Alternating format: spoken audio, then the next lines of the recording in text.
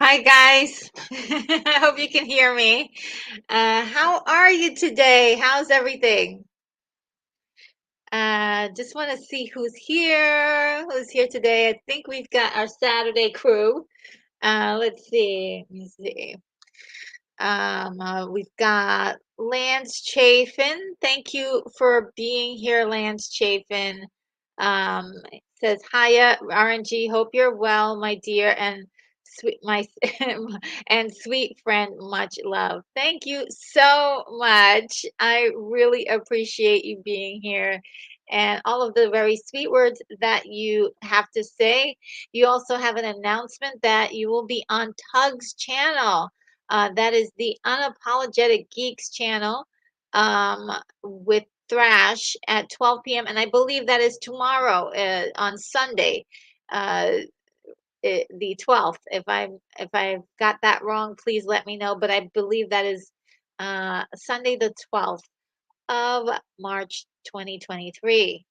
Let's see. We've got Daryl in the house. Hello. How are you today?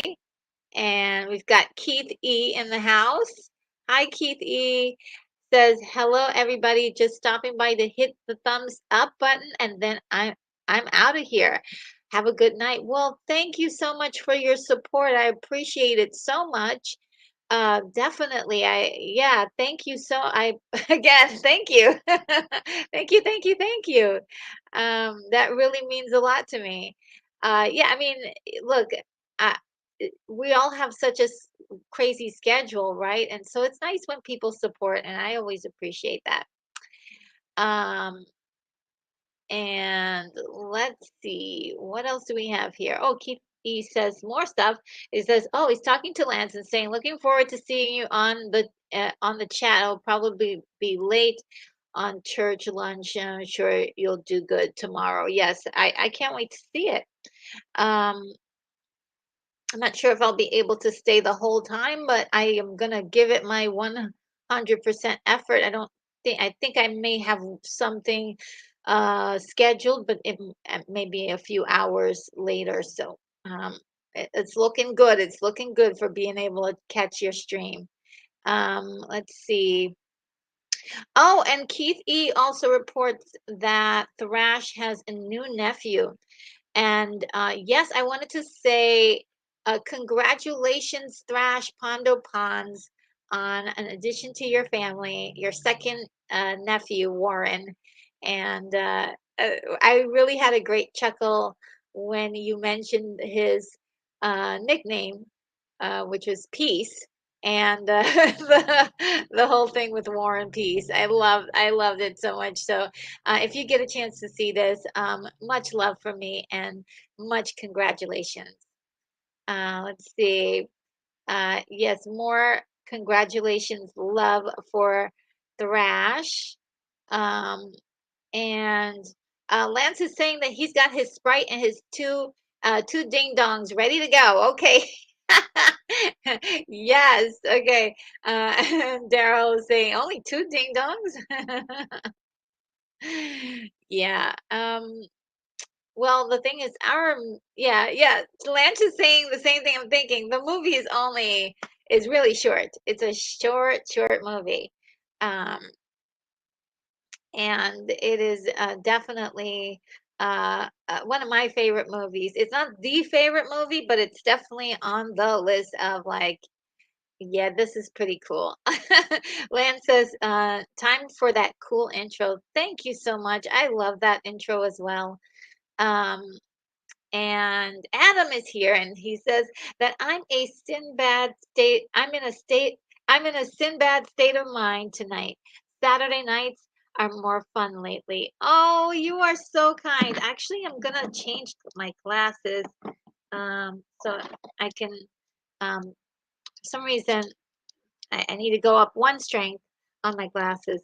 Thank you so much for saying that. That is really warms my heart so much. And I'm enjoying my Saturdays as well with you guys. So the feeling is super mutual. It really is. It really is. And thank you so much, Adam, for being here. You are just awesome, a treasure for me. And Lord Toth is here, saying hello to everyone in the chat. Let's see. And oh wow, Lance reminds everyone to hit that like button. Thank you guys. Thank you so much, Lance, for doing that. And while we're here, I might as well um, do my little like promo to inspire people to hit the like button because it will help me level up with YouTube.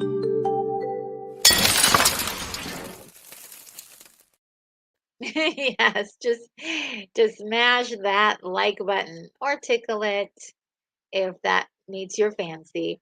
Daryl says Golden Voyage of Sinbad is also free on YouTube. Okay, so yes, there are several versions of this available on YouTube, guys. So if you don't have you don't have access to a copy, you can definitely check on YouTube. There you might find one or two or three, maybe even four different film, different links to watch the movie on, and they are. I checked a couple of them, and they were pretty good. So there's that. I do believe it's available on mm, Amazon. Lisa, I have mine that was on Amazon. It might be, I think it's available. Oh, and Lance also says it's available on Tubi as well. But just as a warning, if you do Tubi, there will be commercials in there, and so it will you'll have to jump around um, to match up with the commentary or whatever is we won't be exactly synced up, is what I'm saying. And Adam says my snack of choice tonight is a bag of chili cheese flavored Fritos. Wow, that sounds really good. Man, imagine getting like some corn chips and dipping it in like some really good, spicy, delicious chili. That sounds great. Or just sprinkling a few on the top, or like crunching them up and then sprinkling it on the top. And so you bite into it and it's like soft and crunchy and spicy. Delicious. Okay. Yeah, Daryl says, "Ooh, that sounds good right now." Yes, it does. Oh, Unicorn Rampant Studio is here. Nachos with cheese and strawberry banana Cheerios. I mean, that's pretty fancy. Strawberry banana Cheerios. I've never heard of that. But nachos with cheese, that's a nice one too. Let's see. All right, so people are saying hi in the the comments, and Daryl Johnson says Spaceman dropped his beer. Yes, actually, the the models that you see, that whole scape of of of a moon or moon-like place is actually something I made and put together. I love making dioramas and miniature scenes. So that's one of my little projects that I had so much fun putting together. Um, so I hope you guys like that. And what it really is like a lot of fun is that they're working on my spaceship. So I put in all those sound effects like sheep, sheep, sheep. So you really get the sense that they're working on that ship for me. Um, and I just love that intro so much because I worked really hard on it, and a bit of passion went into putting it all together. Adam says RNG is always punctual. We love that. Oh, great. Thank you. I definitely don't want to be late for my own party. um, and we got confirmation. I sound fine. Oh, NerdTube is here. Hello, NerdTube. Thank you for visiting me today. I appreciate you. I stopped by one of your live streams the other day, and it was, I think it was yesterday, and it was a lot of fun. So you might see me over there a lot more. Um, and I know you had one again today, but today was just it was nuts. So I was just happy um, to get to, check out your live stream yesterday. Great show too. Um, all right, let's see what else. Um, DeLorean DMC. Hello. I haven't seen you on a Saturday, so welcome. You say this is my first. Love these fantasy streams. Your videos got me into watching sci-fi schlock. Oh my goodness. Yes. Yes, sci-fi schlock is great stuff. It is, you know, full of imagination. Nobody has the technology or the money to pull any of it off, but it's just, the playgrounds of creativity. Where else are you going to play around with fun ideas? So why not do it in a low budget film or a movie that is filled with uh, a lot of schlock, and I love that. I love it so much. I'm so glad that you're interested in that content because it doesn't get enough love, to be honest. It gets a lot of criticism, but not a lot of love. So welcome to your first show. Thank you for being here. We've got Stuart Mitchell. Hello, my friend.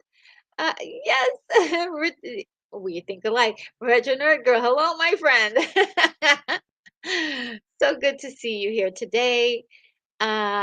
We've got Golden Age Geek. Hello, I'm unable to say, but I just thought I would come along and say thank you for your amazing content.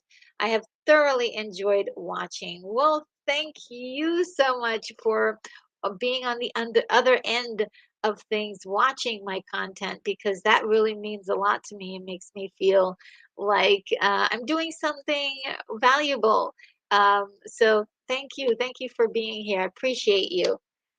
Uh, and we've got William Curry in the house. Hello, William Curry. Great to see you tonight. I hope you're having a wonderful day.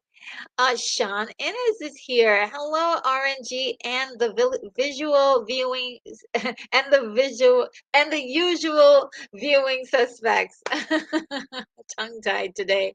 But yes, welcome everyone. Oh, thank you for being so kind and sweet, everybody. I appreciate how friendly you guys are in the stream. And yes, Lance is telling Sean about tomorrow. Um, and Danny Staten is here and says, greetings from South Carolina. And I have been doing it wrong. I have been saying greetings from a certain state, but actually I should be saying greetings from my space, my space location. So, well, greetings from outer space.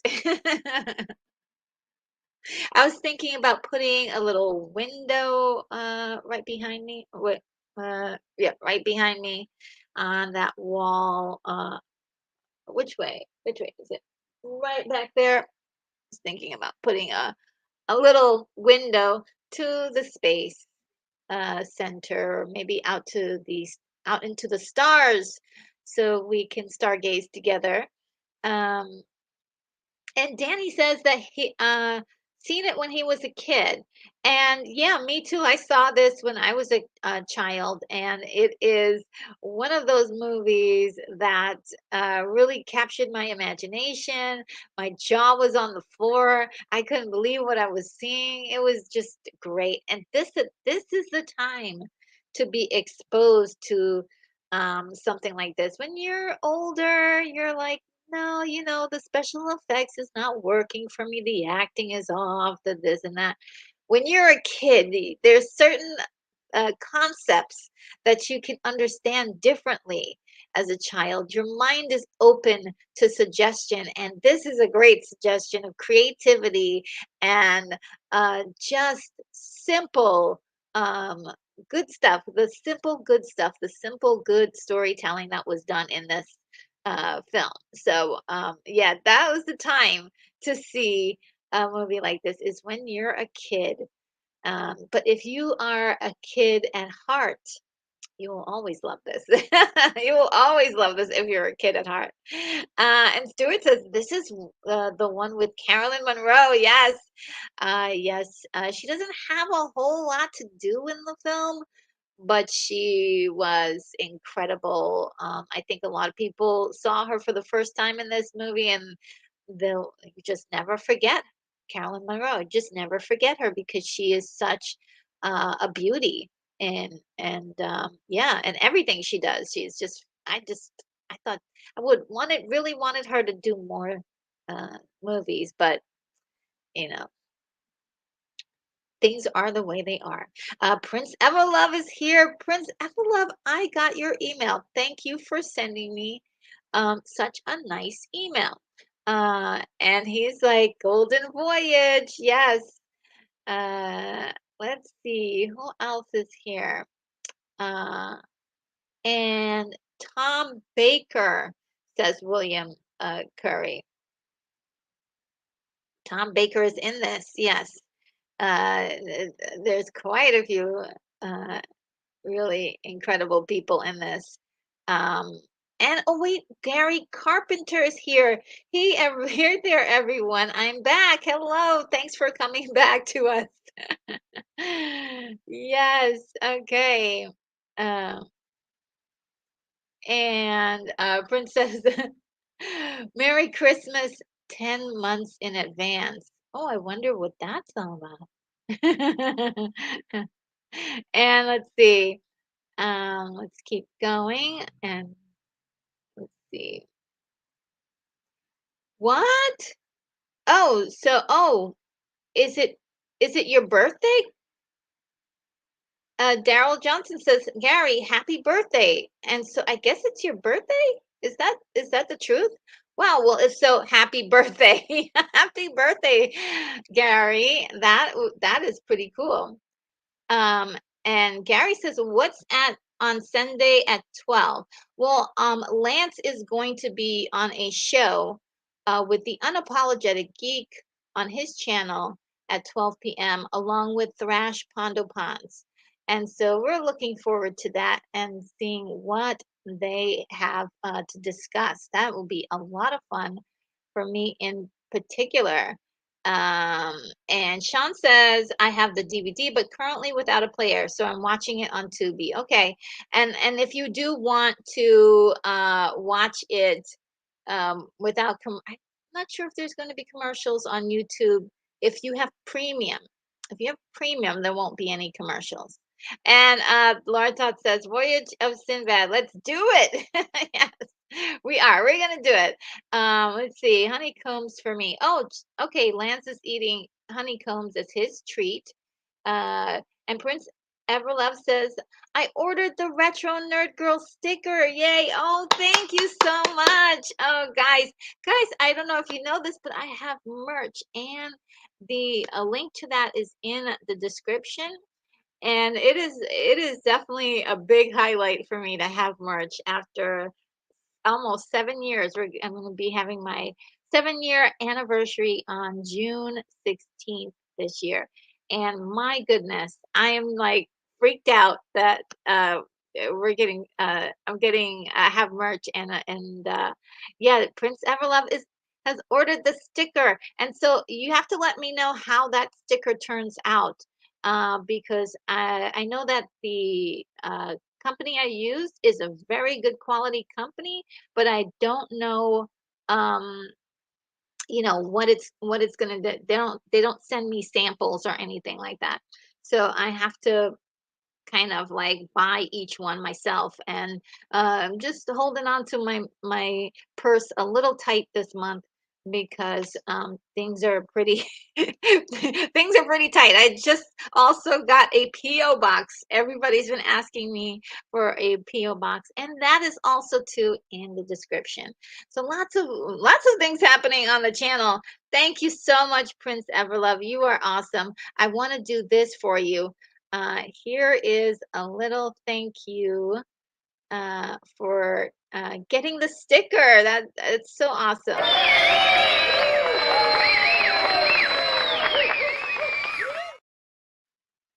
Thank you. You're amazing. All right, I'm gonna try to go through these quicker. Let's see. And Gary says, Sean, I finally got me a player and I'm watching it. It came uh, watching it came from beneath the sea. Oh, cool. I've got to do a watch party for that one day. Um, and more hellos from Gary. And Stewart says the uploads on the Classic Studio Retro Film Retroflix Films channels on YouTube are both in 720 HD. Yes, so you can go to either one of those, and you will find it very easily. Or just type in Golden Voyage of Sinbad and it'll be right there. And friend says your diorama is so retro classic. Thank you, because I had so much fun doing that one. I did. And Daryl says, RNG, do one about this green slime. Yes, green slime is on the list. I'm going to write that again. Green slime as another reminder that you guys really want me to see that movie, The Green Slime. All right, let's see. I'm going to do a little jumping forward. Well, actually, I don't have to. Let me just do this. Because my friend, the Skywalker, the Jedi, is here. Thank you so much. Look at how sweet you are. Glad to catch you live again. Sending you great vibes and energy today for your stream. Much love and appreciation, Retro. I'll see you soon. Thank you so much. You're just so awesome. Just I'm very honored to make your friendship, and you are incredible, just incredible. Thank you, thank you. And for that, I have a wonderful little thank you for you that I created myself.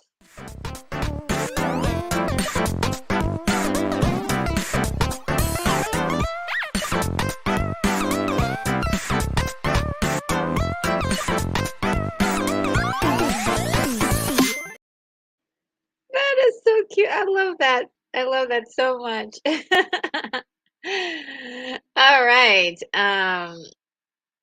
And let's see. Thank you again, Skywalker the Jedi. You are amazing. If you guys know about if you want to like head over to his channel and check out his content, he does a lot of content about the new movement that is going on right now for Cell, the Snyderverse 2, Netflix, and other DC related content. He's also been doing scoops with the illustrious Mikey Sutton. So you can head over to his channel, check out things over there, see if you like anything. But he's definitely a wonderful friend of the channel, and I support everything that he's up to. You're just awesome. Now Gary says, DJ, I've got a copy of The Eye on YouTube. Oh wow. Okay, so yep, that's next week, guys. The Eye of Sinbad and the Eye of the Tiger, which is my favorite of the three Sinbad movies. And my goodness, that was between me and my mom. We love that movie so much, so much. Um, and Lance says, I'm very schlocky. That what a word. And a lot of people are kind of unsure where the word comes from, but I think it's a film term that was used to describe, on uh, movies that were low budget or just had a lot of corny elements to it. Maybe they weren't quite low budget, but they had those corny elements to it. And yeah, I love those movies so much. They're just so good. They're just so good. And you know what? Some of them have a storyline, really good storylines. Um, and if they were updated, um, maybe they'd be good today. I don't know. I don't know. Let's see. Let's see. Gary says, RNG, you need to do It Came From Beneath the Sea. Yep, that is on my list. We've got all those classics that are going to be retro. Have you seen The Adventures of Buckaroo Banzai Across the Eighth Dimension? I certainly have. It's one of my favorites. It's it's a classic. Ginger Geek is here. Hello, Ginger Geek. Thanks for joining us today. Good evening, RNG from NerdTube. All right, cool. I really appreciate you being here. Look who it is. It's Stuntbrat777 Smith. Hello, how are you today? Retro Nerd Girl, hugs. Thank you. Hugs back to you. You're amazing. I was looking for your email, couldn't find it. If it's in the description, if you want to try to send me an email whenever you can. Um, Lance says, Stuart, everywhere you go, uh, there you are. Bonsai said that. Oh yes, from Buckaroo Banzai. Well, I have to. Maybe I need to watch it again. Uh, and Fargo Space Dakota. That's a good one. I should. Yeah, I should try that. Yeah, I should try that. Or the space dock at Fargo, North Dakota. That might work too. And let's see. And Daryl says that I need to wear some antenna. That might that might work. Um, and let's see. Oh, to play movies. Okay, Sean says I was using my son's PS4, but he broke his other one at school, so hand handed it over, looking at a cool new one for a present to myself. My birthday is also this week. Ooh, nice. Happy birthday. Happy birthday, guys. Wow. Happy birthday to you, Sean, and happy birthday to you, Gary. You guys, thank you for spending your weekend with me, your birthday weekend. I appreciate it so much. So much. Um, Stuff rat. I thought Retro said special effects, but she said special effects. Oh man. Gary Carpenter says, I'm watching It Came From Beneath the Sea in color. Oh, let's see what else is happening. Oh, okay. Today is also Nancy Kovac's birthday. Oh, that is so cool. If you guys don't know who she is the lady who played Medea in Jason and the Argonauts. That was 1966 or 63. Hmm. Jason and the Argonauts. Which year was that? I forgot. I forgot what year. I'm trying to remember the years of things, which is really tough. Um, let's see what else is happening before we get into it. Uh, um, Conversations amongst each other. I don't want to. Kelsey, uh, Stunt says Kelsey Grammer was wonderful as Church Smith. Oh, what movie was that one?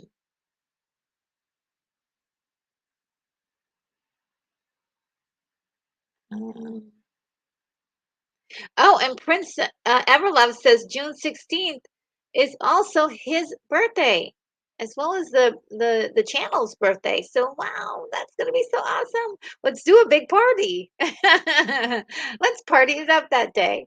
What day does that fall on? That would be interesting. I've Okay, and so Sean says I've looked up YouTube, and yes, I have premium. Yay, ready to go. Yes, okay, so if you have premium, no commercials, and it'll be great if you're watching along. And if you can't watch along tonight, it's opportunity is always here to watch along some other night when you have more time uh, to watch. See, because I do know Saturday is a big day for a lot of people. Um, and so yes, Gary, you share a birthday with Nancy Kovac. Um, see. And Sean says, Retro Nerd Girl, you need to do quarter mass versus the Pit. It was a great movie, best of the Hammer and see. It's a little schlocky. I think I've did it. I think I've done Quartermass and the Pit. I think so. I think I did that one. If there, I know that there's three of them, technically four, and I did the third one. Oh, no, I did the second one. Um, and which was really good. So, if you haven't seen that one, Sean, take a look around the channel. I believe I did one of them. If you're talking about a different one and you've seen that one already, it'll be fine. Uh, and we've got some more support for it came. Let me write it down again. It came from beneath the sea. Supply and demand. Okay, okay. Or House on Haunted Hill. Now, I probably won't do that one because it's a scary movie, and me and horror movies. Ooh, I'm not I'm not really good with horror movies, but we'll see. Old school horror movies do have a different flavor to them. And NerdTube says I have my own stream to do at 7 p.m. And we are reviewing Star Trek fan film. Take care now. Bye. Okay, well you have a good stream tonight. You're doing a lot of streams. God bless you. It's hard work streaming. So yeah, you do a lot of streams. That's great. You're sure to grow on YouTube pretty fast. Um, let's see. And let's see. Uh, oh, look, it's Puff Comics 83. Hello there. So good to see you today. Hi, RNG. Can't stay long. I just wanted to stop by and say hi. Another great film you're doing. Thank you so much. Yes, isn't it a good one? And whenever you have a chance to, like, again, at any point, at any time, this video will always be here, and you can follow along and watch along with me. Uh, uh, it's just one of those fun movies. And Gary says, Journey to the Earth's Core should be on your list. It is. And I'm just gonna write another. Uh, so many suggestions. You guys are just are giving me so many. To the Earth's core. Okay, got that written down. Um, I love how you're giving me suggestions. Let's see. WLMG. I don't know if I could pronounce it. Wilmig, or WLMG would probably be fine. Um, I want to thank you for this $2 super chat. This is wonderful. Still remember the chicken egg from Eye of the Tiger. Yes. We'll be watching that next week. Thank you so much. This is really great. Let's see if I have another thank you uh, to say.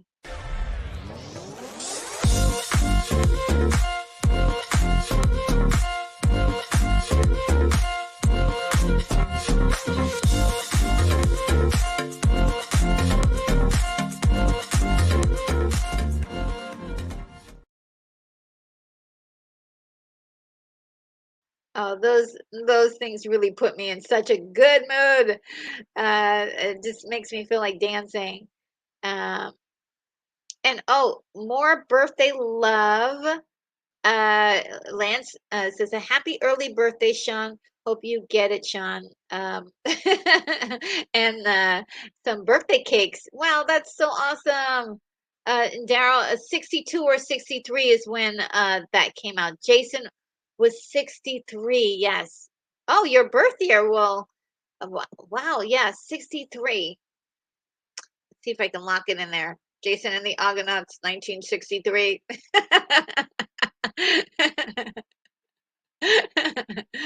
uh, and yeah, Sean is. Thank you guys. You guys are so awesome. Thank you for searching for that for me and researching it and pulling that up. Gary Carpenter says 67 is my year. Well, yeah, that is pretty awesome. My year is 1970. And Stuart says Retro Nerd Girl and Stump Rat, you guys are still planning to do that interview stream together? I hope so. Yeah, that would be a lot of fun. Um, yeah, Stunt Brat is the girl. Like she's amazing. She is amazing.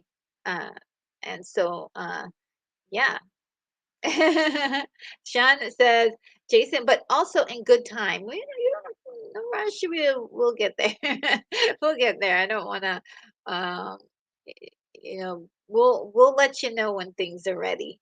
If when they get ready. Sean says, Jason is probably my favorite Harryhausen movie, and I have to. Is that my favorite? Oh, it's close. Oh, I don't know. It's like for me, it's like a a cross between Jason and Clash. It's so hard. It's hard for me to like decide which one is the my favorite Harryhausen movie. Oh gosh, well maybe you guys can answer that question. Great question, Sean. Which one is the favorite Harryhausen movie? So yeah, it's gonna be oh, okay, listen. Okay, so here we go. Lance is going to be on the Unapologetic Geeks channel tomorrow at 12 talking about 80s action movies. This is awesome. As you guys know, I was going through all of the action movie stars. Uh, and this is going to be really a great supplemental um, uh, uh, discussion for such a thing because of the 80s action genre. Just incredible what they were able to do in the 80s. They took the action to a whole new level, and a lot of that is due to the friendly rivalry between Arnold Schwarzenegger and Stallone at the time. So, oh yeah, I'm there. I'm there for that discussion. And Stunbret says, retro. I took my friend to see Jesus Revolution movie. It was awesome. About the movement in the 1960s and 70s in Costa Mesa, California. I was very young, but I was there. Oh my goodness. Wow. The Jesus Revolution. I've never heard of that. Thank you for letting me know about that. That's something I have to look at. Uh, Gary says mine is Clash of the Titans. Yeah, it was so good. Medusa, that whole effect was incredible. But then the skeletons of Jason and the Argonauts and the Hydra of which one? Which one do you pick? I mean, it's like picking your favorite child. Very difficult. Uh, and oh, Sean said, if you have already done Quatermass, apologies. I don't, yeah, and I'm not sure because there were four movies, I think. And I think that there were four movies, and some of them were TV movies, right? There was a TV movie, there's a movie, and then there were two other like movies that were like extended what do they call them? Mini series. So and they were, as far as I know, they were all good, but I picked the movie because it was sort of um I mean, it's a cinematic venture that they went on. But what an interesting movie. And maybe is it the one the one that you're talking about? Is it the one that has one of the actors was in Star Wars? Um, let me know if that's true. Um, so, because I do know there's a lot more to Quartermass, and I would like to cover at least some of it. And the thing about it is that that was um, from Britain, and so we didn't get a lot of that stuff over here. Or at least it wasn't as famous over here. And so I was educated by one of my viewers, and I'm so happy that you guys are so smart. Let's see. Yes, the unapologetic geek uh, does retro reviews. Yes, yes, Tug, the unapologetic geek. And DeLorean DMC says the Amicus films with Doug McClure would be good to cover as well. Oh, cool. Like which ones in particular? What's your favorite? um, Lance Chafin, the land that time forgot and people that time forgot. Okay, you guys are putting me to task. Oh, thank you so much. You are so amazing. Thank you for that. Um, and Sunbright says, I just looked up Tug. Thanks. He's fantastic. Um, he is fantastic. And also, oh wow, Sean, thank you for the $5 super chat for future snacks. Thank you. Thank you so much. Oh man. Okay, we have another thank you. This one is actually my favorite thank you. It really is. Um, let's see.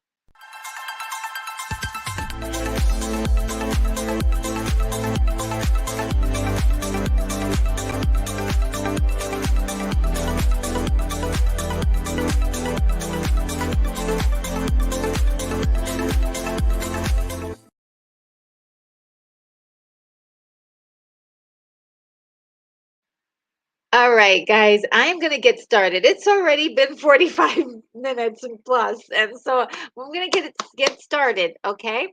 Um, we're going to do a few more, just a couple more statements really quick. Adam says, my favorites are The Seventh Voyage, Mysterious Island, and Jason. The trifecta with the great Bernard Herman scores. Oh, yes, yes. And Lance says, release the Kraken. And Sean says, sadly, I did not bring enough for all. Blame the IR. They still owe me from 2021. And Stumprat says Jesus Revolution was a great movie, made over 3 million the first week, more than the four nominated films combined. Kelsey Grammer gave a wonderful performance. Wow. Okay. So I must see this movie. And yes, and yes, that's the one. That's the one I reviewed. Quartermass in the Pit with Andrew Keir. 1967. So good. And yes, it is schlocky, but it was so good. Um, and so Brett says, retro gotta go for now. Oh no. Much love, God bless, and hugs. Well, if you ever get a day where you want to watch a movie, definitely turn this on and we can virtually hang out together. I really appreciate you and you're awesome. Uh, great to see you in the chat.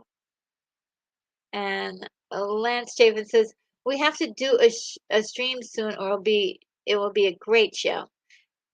Oh wow. Thrash Ponder Pons is here. Hey cats and kittens. Not sure how long I can stay, but I wanted to stop by for a tad. Well, thank you. And earlier I did say a little special congratulations to you, Thrash Panda Panda, on being extending your family and having your second nephew, or yes, you said that you had two, and Your his name is Warren and his nickname is Peace, and that is so cute. So cute. So take care. Definitely, I hope you can hang out for as long as you can. And if I don't get to see you when you dip out, have a great day. I really appreciate you, Thrash. All right, so we are ready. We're down at the bottom of the list. I've gone through all the the uh, and the cool comments that you guys left for me, and so now we're ready for the watch party to begin. And let's see if I have my little.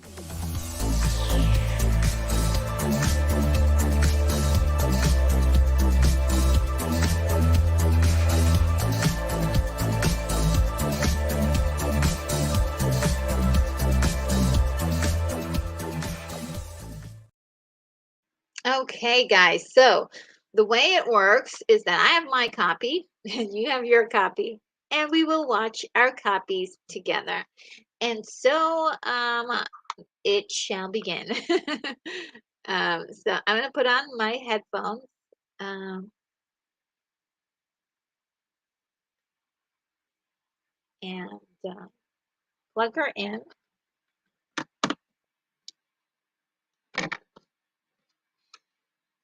and get things sort of situated here. Yes.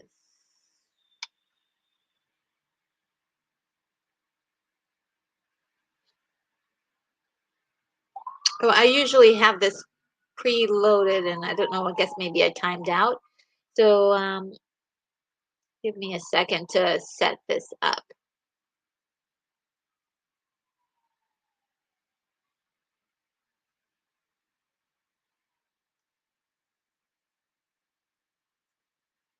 Where did it go? I don't know if you guys have been on Amazon lately for their Prime Video. They changed a lot of their settings, so I'm kind of confused and bedazzled by like what befuddled is more like it. Like what's going on? Where are all the functions I usually like? All right, so see if I can do this. Make sure I'm all plugged in.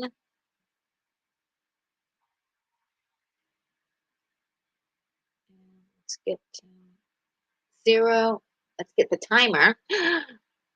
So many things.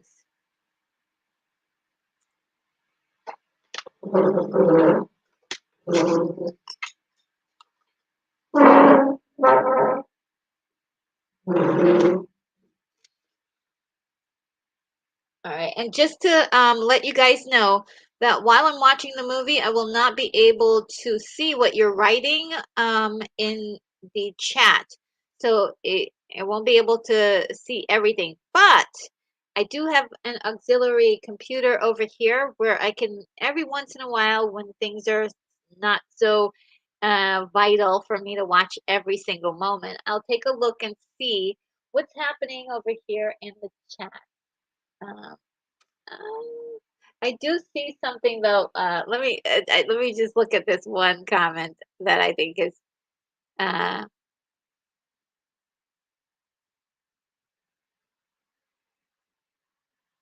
see um from Thrash Ponder Bonds. He says thank you so much RNG, and it's either Peace or Necron 99. Oh my God, that is so cool.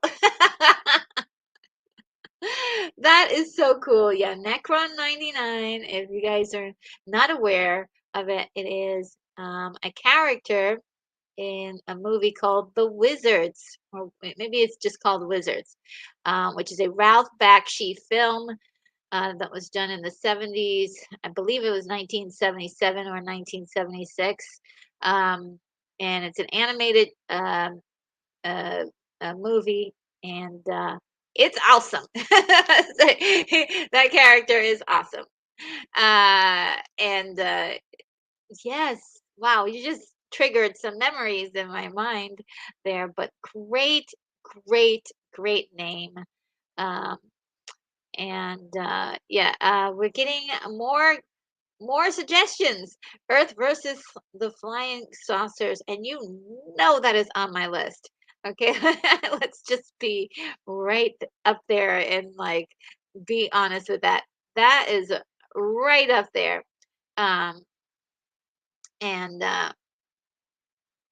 yeah, so oh, okay, so we're getting breaking news, everyone. Daylight saving time, folks, is going to happen tonight or tomorrow morning.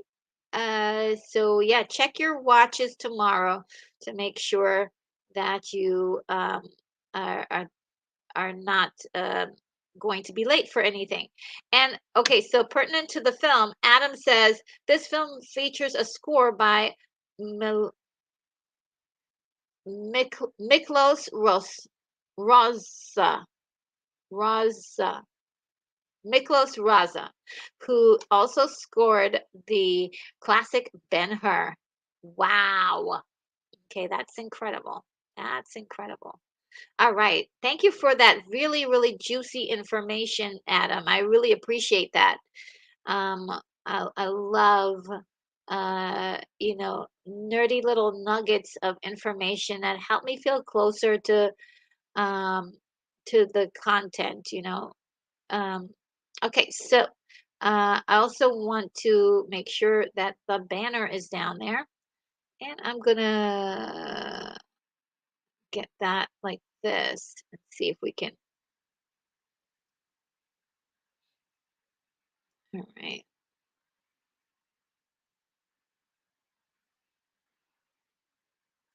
And just the FYI, everyone, we are springing forward. We are springing. We are springing forward. All right. Uh, And yes, okay, more comedy in the chat. I love you guys. Thank you so much for brightening up my day. Okay, so now we're ready. If everybody's ready, I'm gonna count to five, down to zero, well, to one, and then after I say one, then hit your buttons. Okay, and so let me get this ready. I think I think that's right. Um, uh, Yeah, I think that's gonna work. It's not too bright.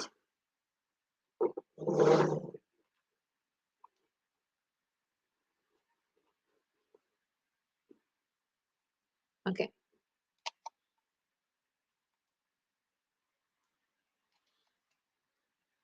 Okay. Just make sure that at least you guys will be able to see the timer once I hit that button. Okay. So, Golden Voyage of Sinbad. Five, four, three, two, one.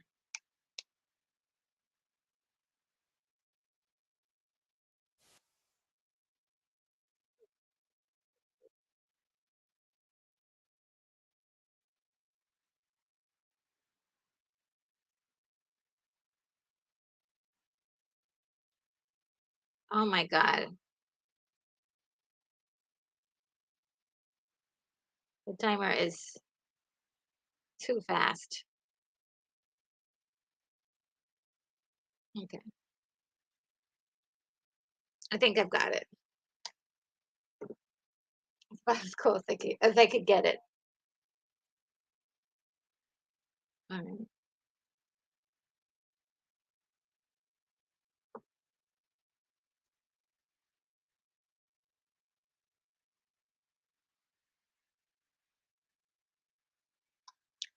I don't know, for some reason it seems much brighter this time. But okay, I don't want to miss the movie entirely worrying about it. But this intro is really pretty. I love all of the attention to detail to try to make it look like they were actually doing sort of a Middle Eastern um flavor, because Hollywood's Middle East is is not real, so they tried. But I just love all of that beautiful work that was done to make it try to look like it's real. And another thing about this movie is that everybody in here they're all doing accents, which a lot of the Sinbad movies they don't even try. At least this movie they tried to do make have people have accents. Um,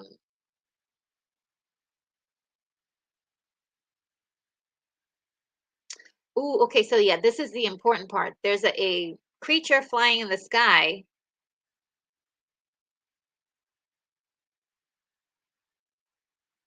Yeah, it's holding something that's really shiny. And so they're like, we want that shiny thing. Yeah.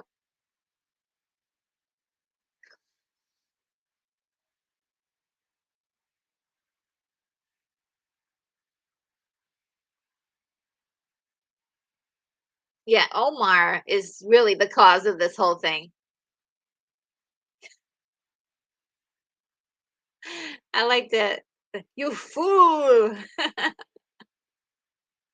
Okay, this is important too. He gets a warning from his friend there.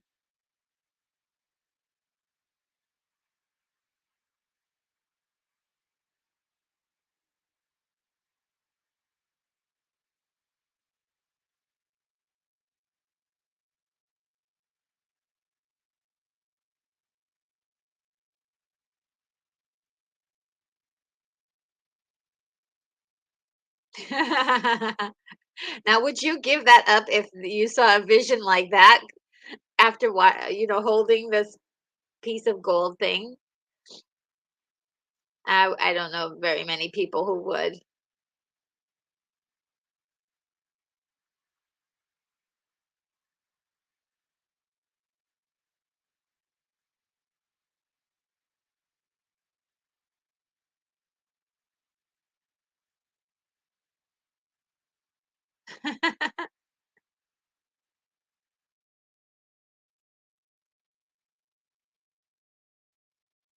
It's a very interesting moment because it happens so quickly and you're like, "Is this really important to the story?" Oh, it's super, super important to the story.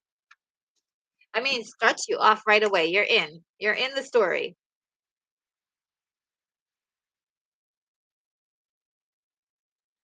My allergies are already starting to act up already. No.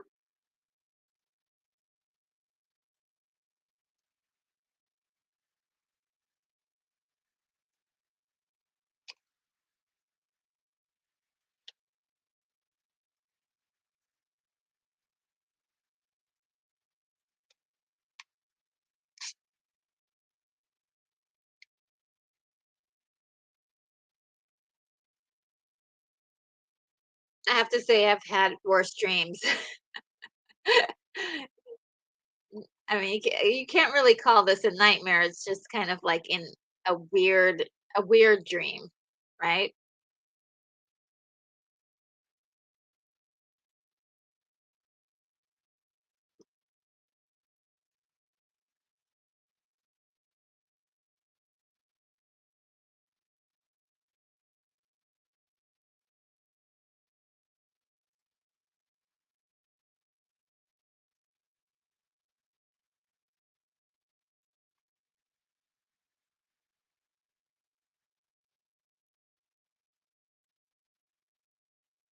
Oh, that's one of the other pieces to that necklace or that piece right there.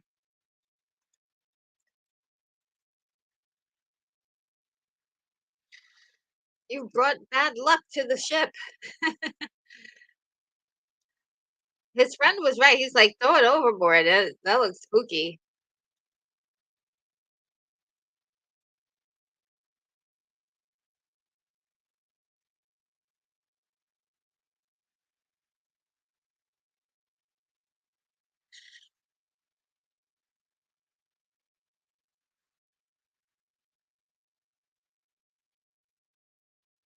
You guys are hearing the accents? They're actually trying.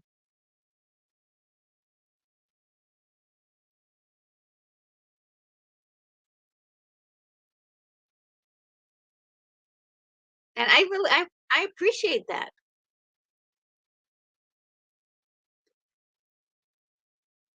If you guys don't know, the actor who's playing um, Sinbad is Philip Law. Let me see. I know he's got a third name. John Philip Law. John Philip Law. And he also played in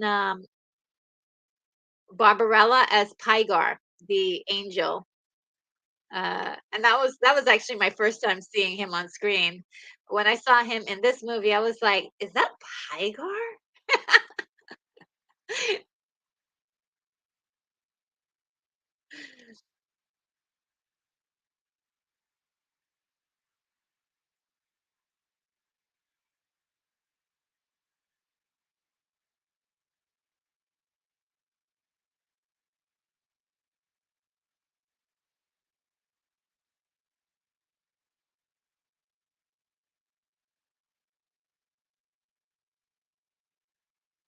There was so many like composite shots on this. It's so hard to tell whether that one was a composite shot or not, if it was a real one.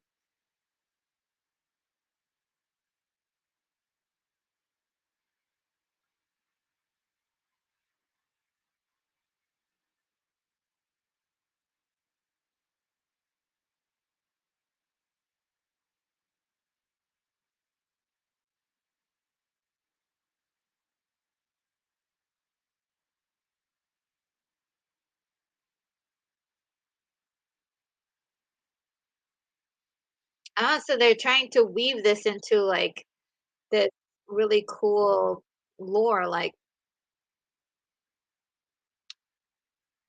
you know, the reason why he's seeing the same guy from his dream. And so that's why he's like he's like, "Oh heck yeah, we're going to that island."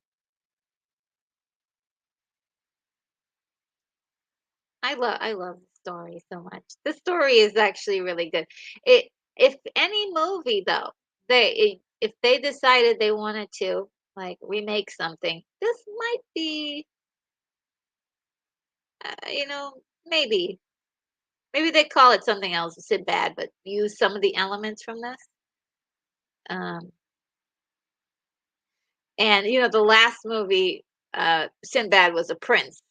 And so now he's just a sailor.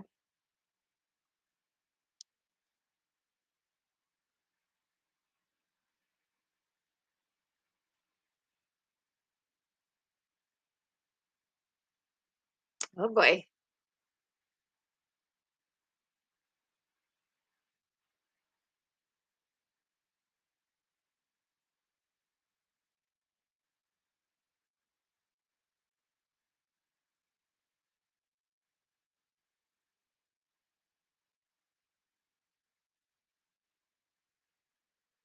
See, I don't know, his approach was pretty harsh, don't you think? He could have just said, "Hey, that belongs to me," and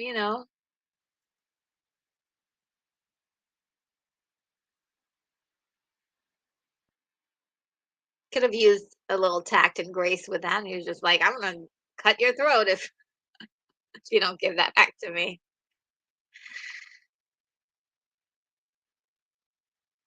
He did not use honey to attract the bee.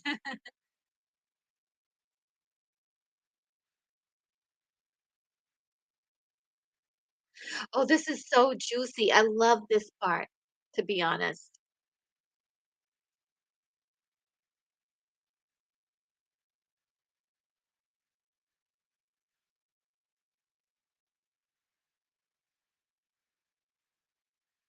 This entire city area here, the establishing shot of it was a matte painting. Beautiful. To this day, I just don't even know how. I mean, I call myself sort of like an artist every once in a while. Don't know how to do that. Yeah, he can't go into the city.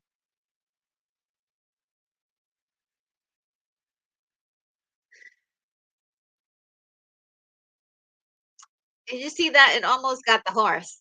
I would have been pissed. Don't hurt the horses. I love this bad guy so much.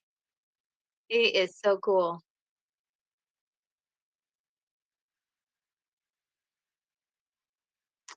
Mm.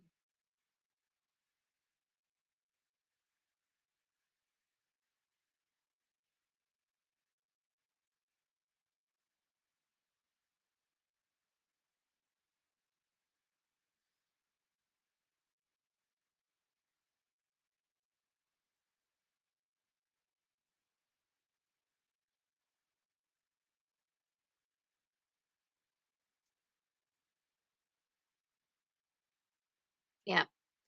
Every time he uses his powers, he gets a little older.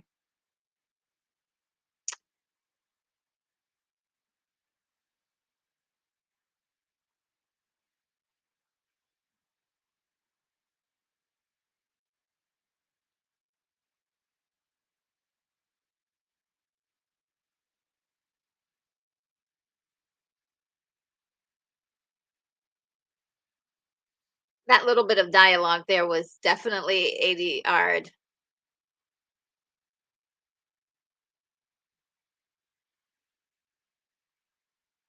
'Cause he doesn't actually move his mouth. And then they cut away just in time. I love this film. Let's see what you guys are saying. Oh, Killers from Space is one that you're suggesting, Gary.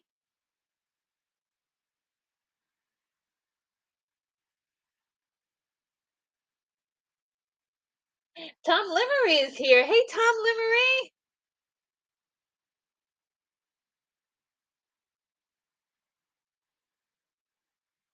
You guys are putting some really cool suggestions in the comments. So don't. I'm gonna play this back and definitely watch those. Write down all the notes. Kura, that's his name, the bad guy in this film.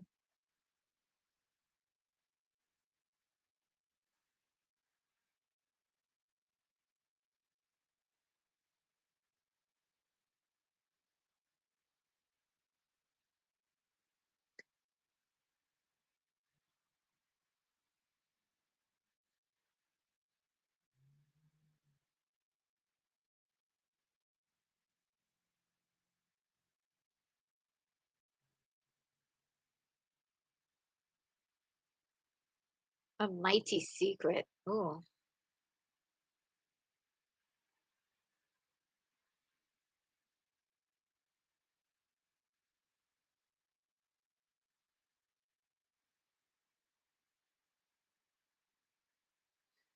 Also, I want to say that the costumes in here, I probably mentioned this like 50 times or so, are amazing in this movie. They're really just well crafted with um, the concept in mind.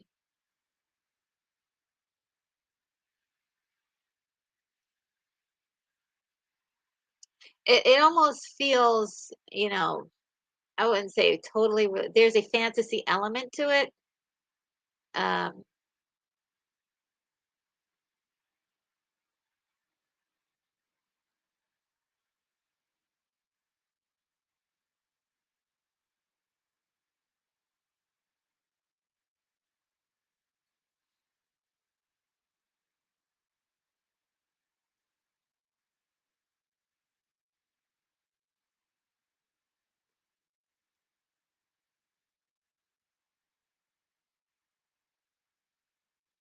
oh yeah, so there was already sabotage when the Sultan died. Yep, Kuda.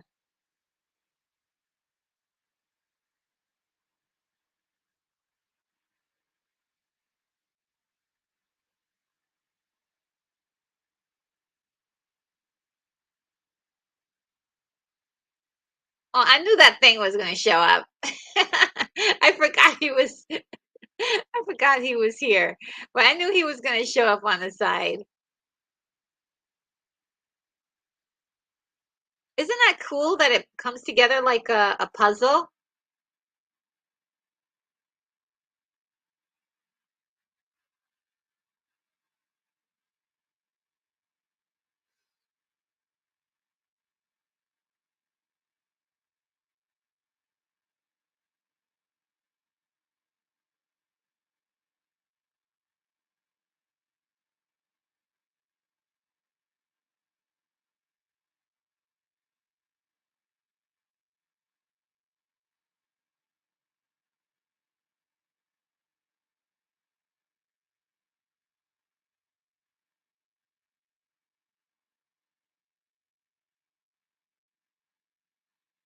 Yes, because he can hear everything that little creature can hear and see.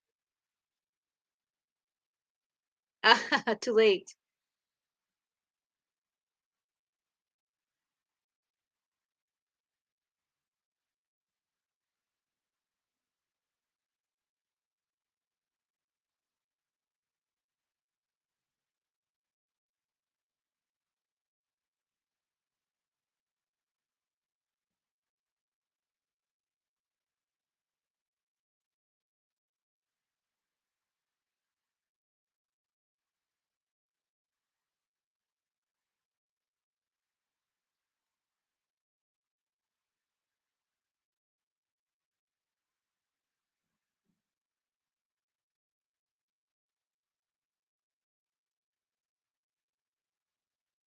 Yeah, they gotta find the third part.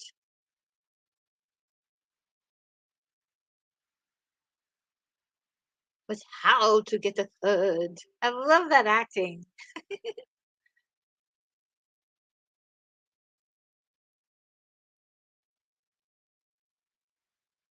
Isn't it that scene reminds me a lot of uh Raiders of the Lost Ark when Indy goes down into the tomb and he uses the light to find where he needs to dig. That's kind of uh it's a simple trick, but also very clever. They're very, very clever. I love that. When was the last time you saw a movie with that in it?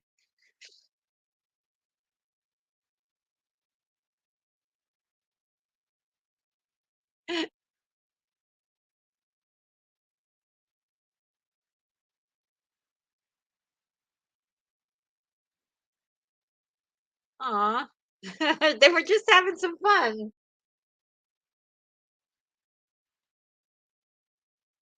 Oh, she was supposed to reveal more veils? Oh my god.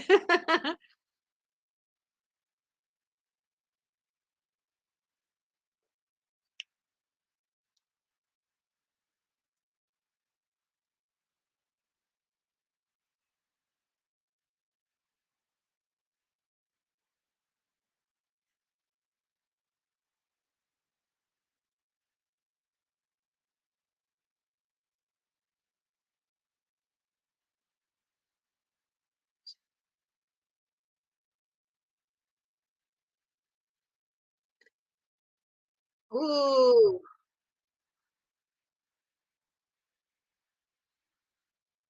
Oh, I remember seeing this when I was a kid, and I was like, "Ooh, catch that thing. Catch it." Yes, quick, catch it. You don't want that crawling around in your place.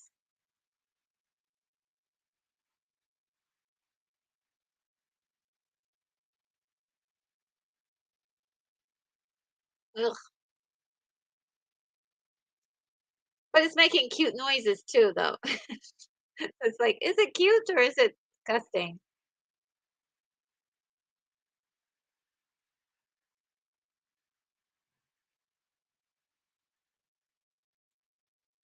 Oh, I forgot this happens.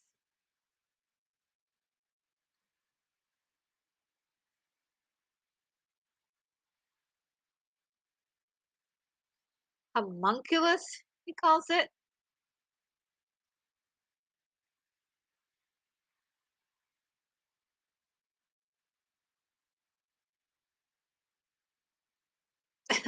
I like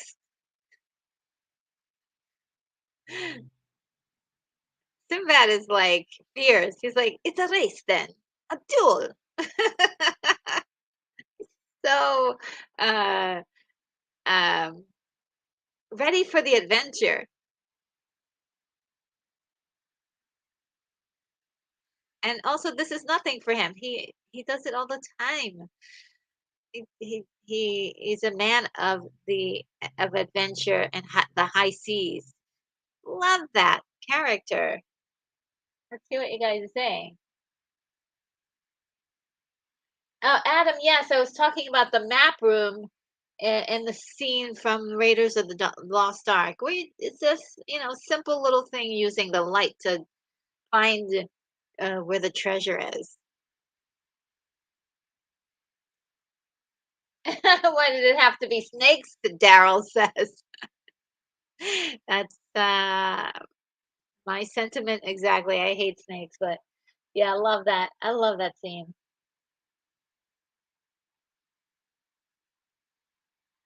Same.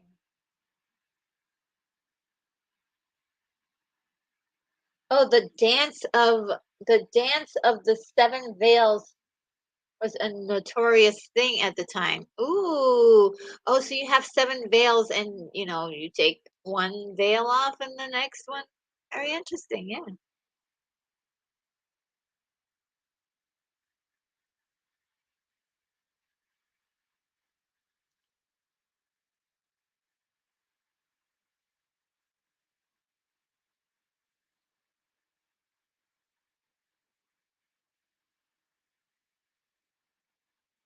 This guy is really interesting.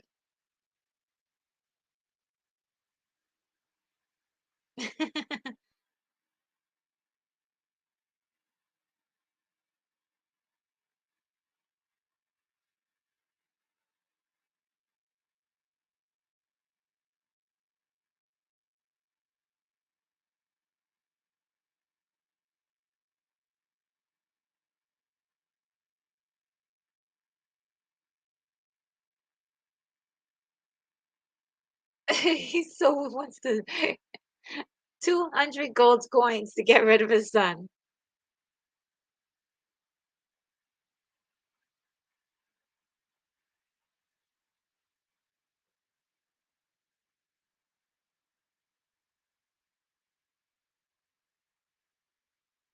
Destiny, huh?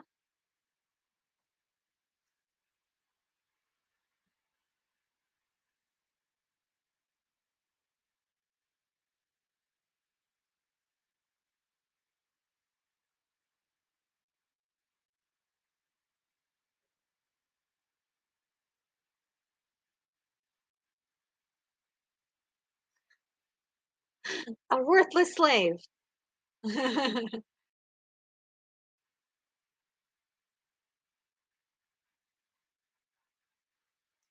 Oh, he upped the gold coins.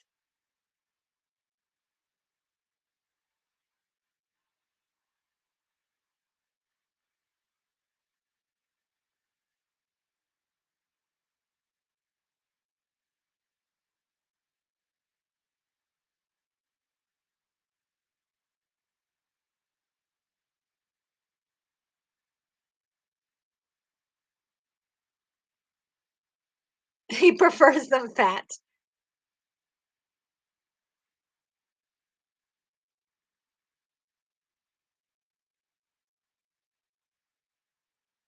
My God, he just like sells people. That's his.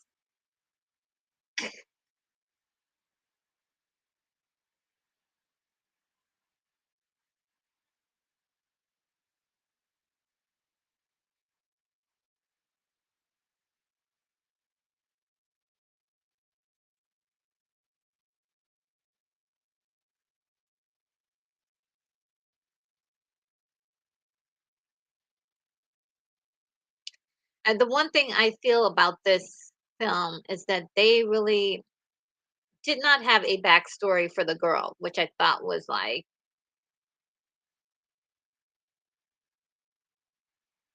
kind of leaves you like, okay, well, it has me like trying to piece things together. But you know what? For what it is, it's only an hour and 30 minutes or so, maybe 45 minutes. It's pretty good.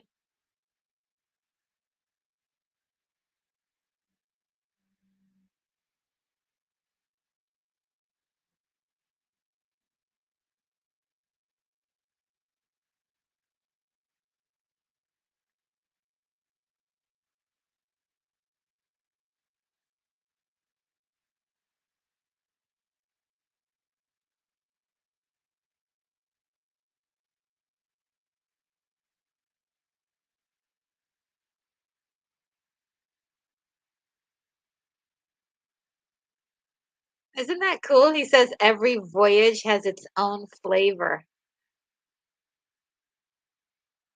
And that looks like it's a miniature, actually.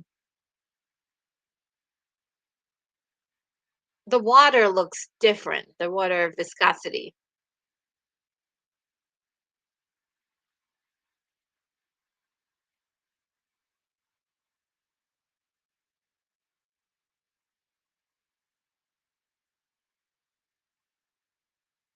Oh boy. Now that is a cool quote. He who is patient obtains. Nice.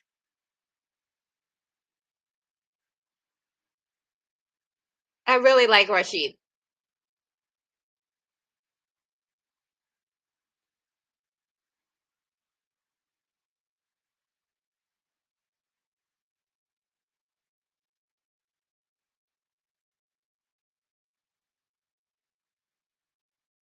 Again, the costumes, the color palette. It's very, very uh, beautiful.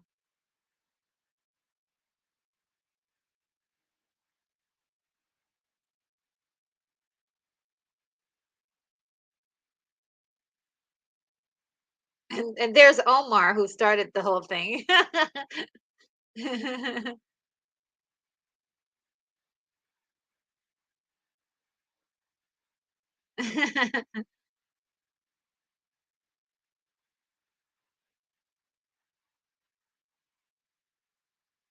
Enter scene.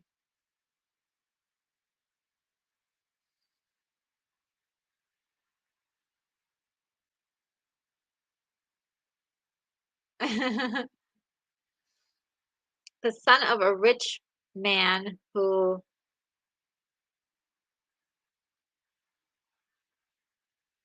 is a party animal and now having to work for a living.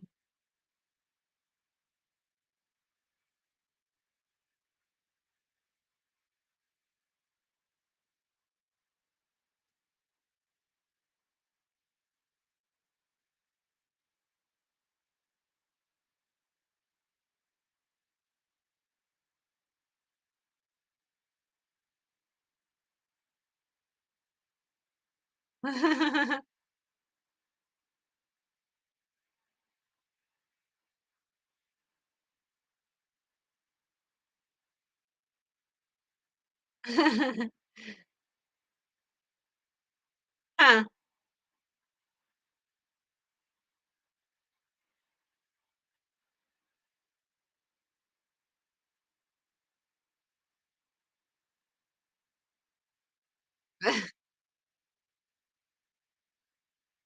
it's great.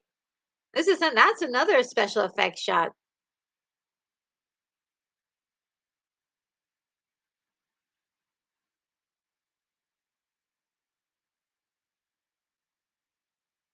You can kind of tell those shots the special effects. Like some of them will look really good, and some of them I know like that they're special effects shots. But yeah, there are quite a few that's like that's a matte painting. Oh my God.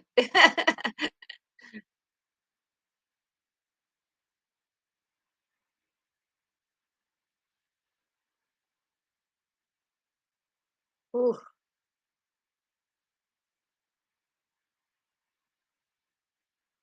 Imagine if that's your first day working on a ship is you've got to go all the way to the tippy top. Climb all the way up there? Oh, man. I'd be sick in a heartbeat.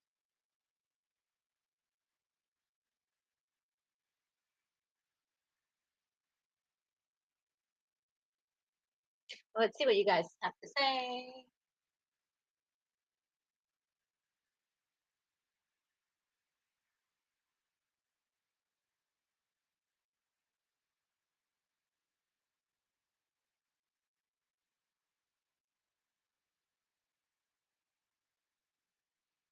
Oh, Patrick, yep. Gary says that Patrick Wayne was in The Eye of the Tiger, and yes, he was. He was fantastic. And so was Jane Seymour. Gonna see that next week. Yee. So excited.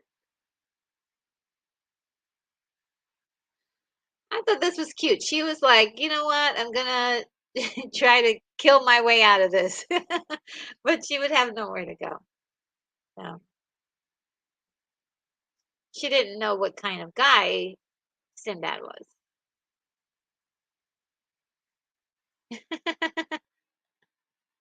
I thought that was a cute joke. It's like you don't have to ask, you don't have to, be at my beck and call. Go fetch my drink. And then he fixes it by saying please. What a cute little joke. It's a nice way to insert a little bit of lighthearted um, humor.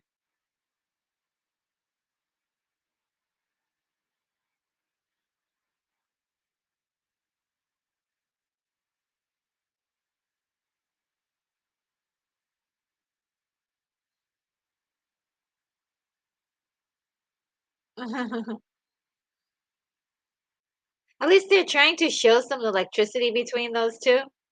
Some films just forget about it altogether, but there's something going on there, right?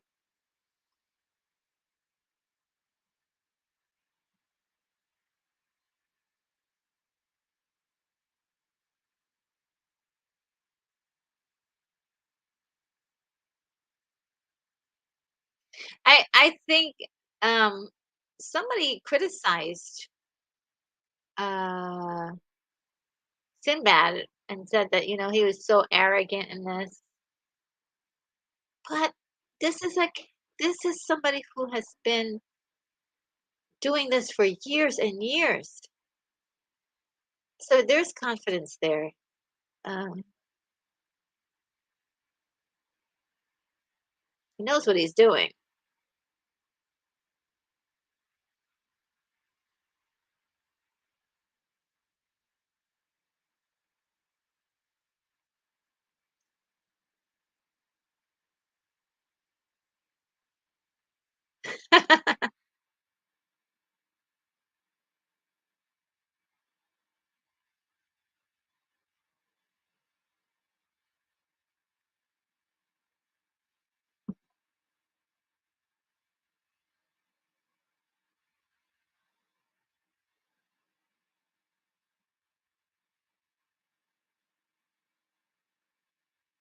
She's like, Ghostbusters. I like that.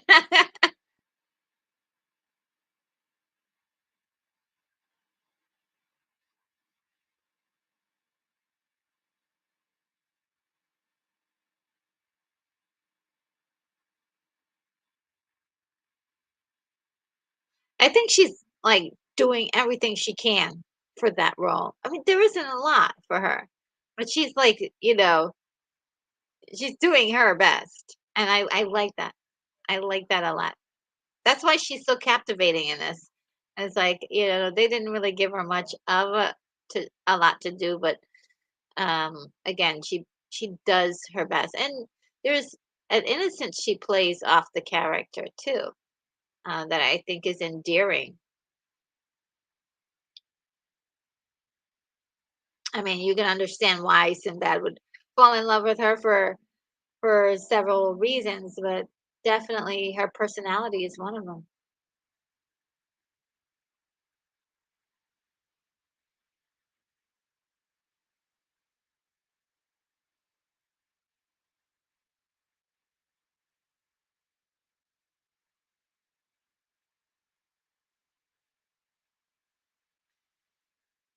Okay.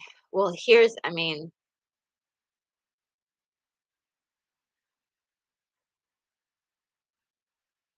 the tension is like going up, up, up.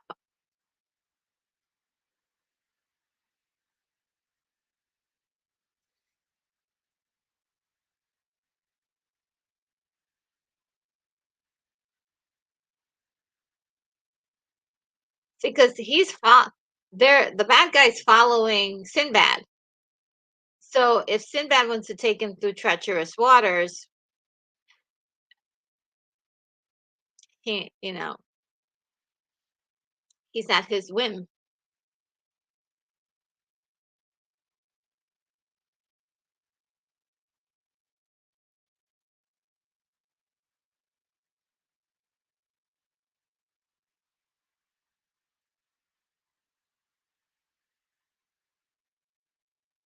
Uh-oh, he's about to put on that cape. Look at that cape. I want one. Dang, that is so pretty.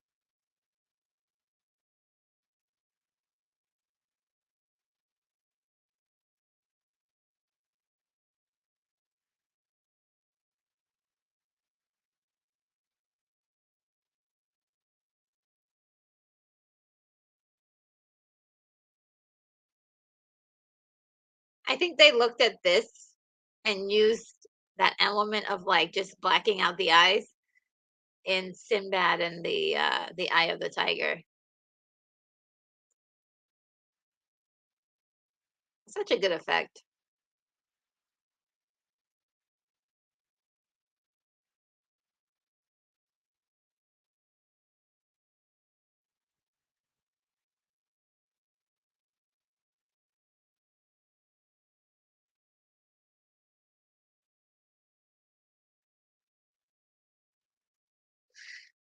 That is so cool.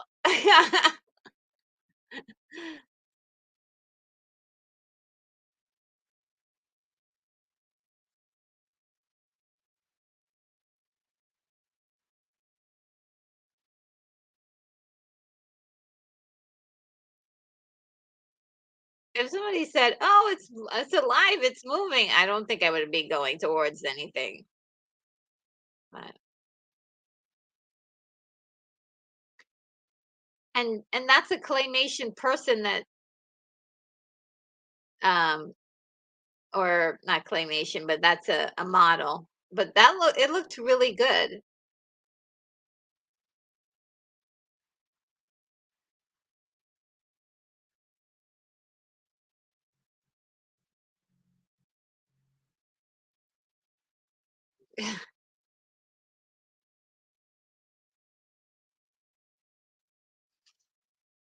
That is scary. Like, how do you win against something like that?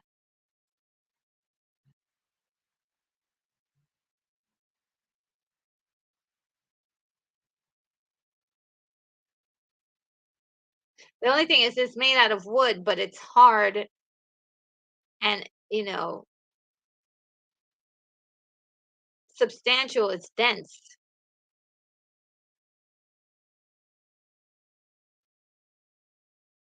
Mm, yeah, that's what he needed, that map. So if he has the map, he doesn't have to follow uh, Sinbad into, weird waters because, Sinbad wants to get rid of him.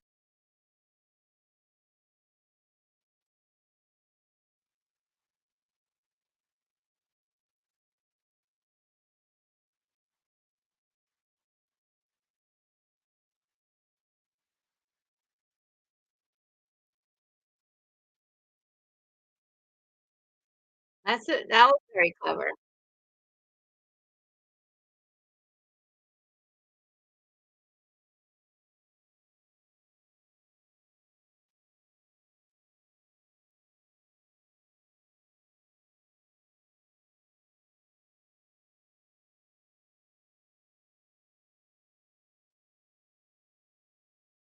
Ah,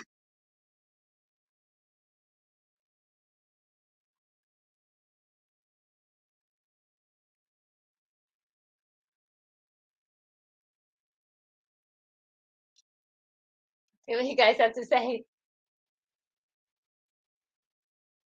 Sean says that the bad guy is going to need more Botox for his wrinkles.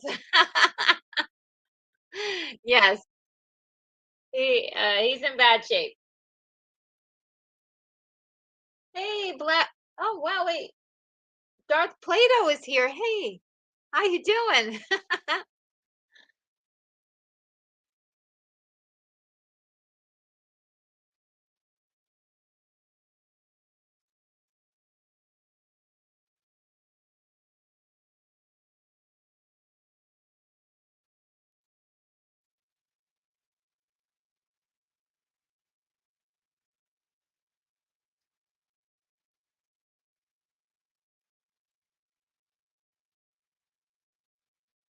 The harpoon.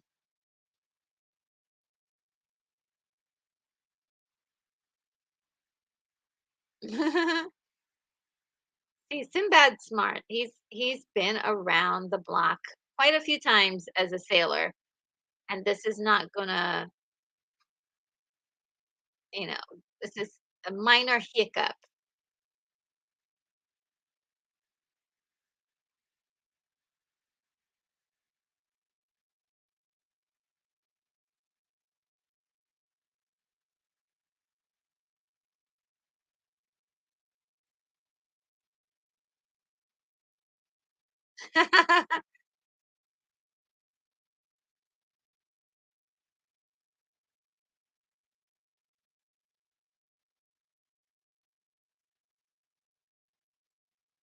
It's magic.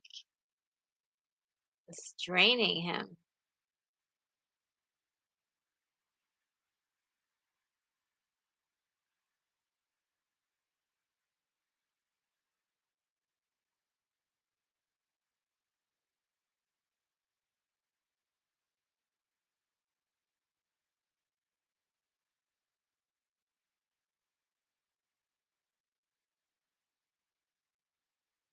And I don't think that's bad makeup either.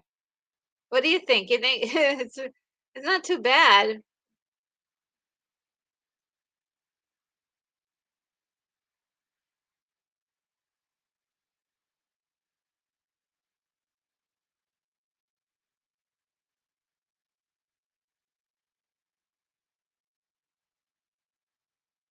Yeah.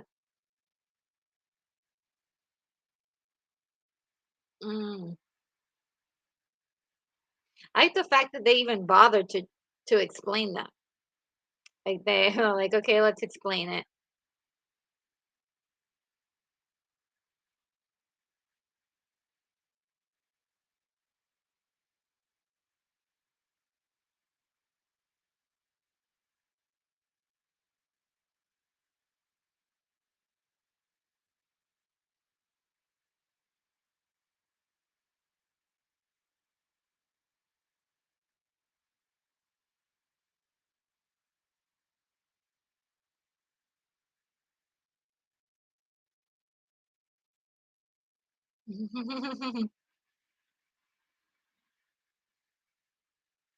Captain is like, how did you do that? We were just talking about the map or chart a few hours ago. Now we got a chart.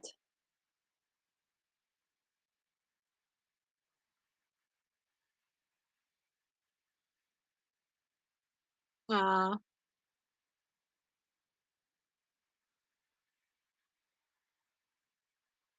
I like this outfit that Sinbad is wearing. It's like a jumper with just a sash.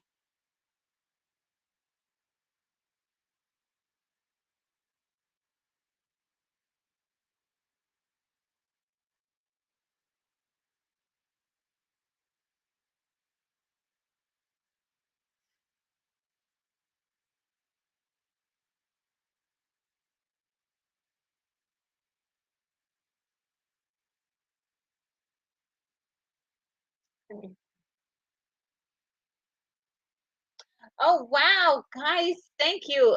Tom says RNG is up to 48 likes. Thank you. Thanks so much. I really appreciate that. Wow. And Sean says it's nice. It's a nice bit of world building to explain mechanics of magic. Yeah, just just a little, because it does help make you feel like you're part of the story when you know what's going on. It feels interactive, and you're not asking questions all through the time. Like, okay, well, how did he do this? How did that happen? Why did this happen? Oh, this is the wild part. I wonder how many jars of these things he has.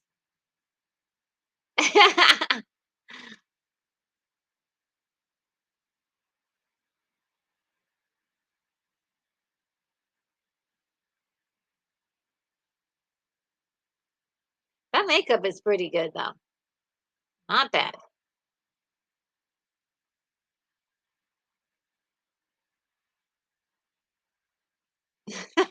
Look on his face. Do you dare? That guy cares. He's a sweet guy.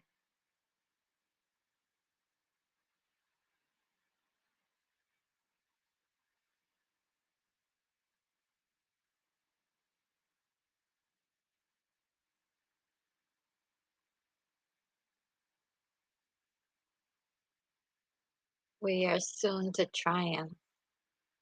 I love the dialogue in this. Whoever wrote this.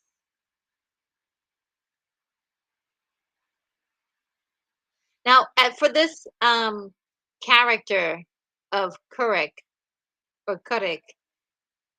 he has such expressive eyes. They're like, all he has to he just turns them on and he's like, he's doing something magical.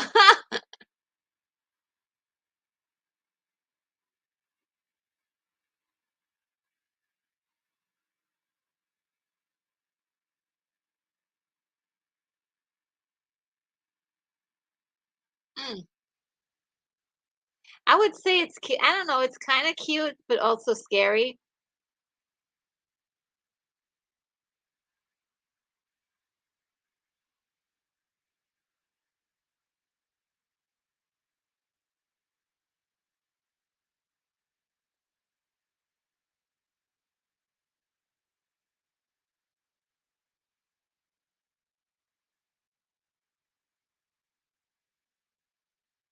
See how much personality Ray Harryhausen puts in this character, this little creature.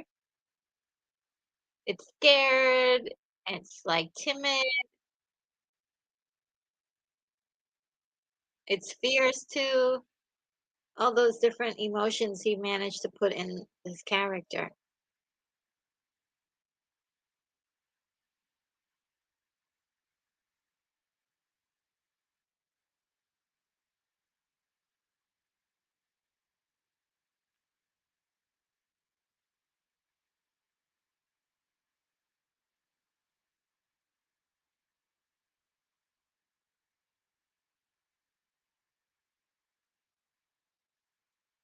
Ah, it's like I don't know how to feel. I'm like, is he?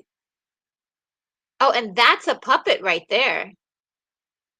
That was a puppet, yeah. And then we go back to this stop motion or dynamotion, dynamation.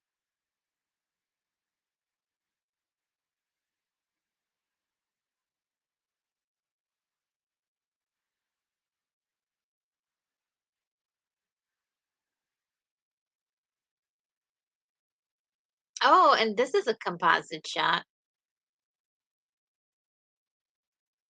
It's so beautiful that they really went for high fantasy. And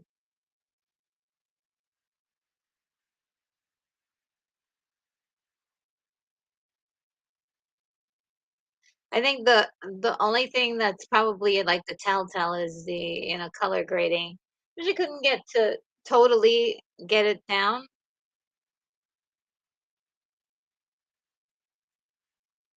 Let's see. Sean asked, oh, okay. Um, okay. Oh, Daryl says Christopher Lee was a front runner for the role of Kura in the film. I right, because this guy is like a a sort of Christopher Lee like character. But this guy, I believe he was one of the Doctor Who's. He was one of the doctors for Doctor Who. Um, and correct me if I'm wrong about that. Very charismatic character. I forgot his name, but a really outstanding uh, performer. Again, the costumes are just sick, and it's like uh, the outfit that uh, Carolyn Monroe is wearing is defies uh, logic and uh, physics. They said that there was uh, a small costume malfunction, if you will, uh, during the scene where he's carrying her. So I don't know if anybody's seen that, but there was a small moment of a costume malfunction. See, I must be really evil deep down inside because I would have set that other boat on fire. I'm like, yeah, bad. I must be a bad guy, really secretly. Okay, so listen, he said to send all of the guys back to their ship so that way they can enjoy wine. So he's not totally a bad guy, which is really interesting. You think, oh, he's evil. No, no, no, no. Not there's something not totally evil about this character, but he's the bad guy for this film. I like that. Again, he's not doing the most evil thing you could possibly do at every turn. He's sending his men back to the ship to enjoy wine. That's not, that's not what an evil guy does.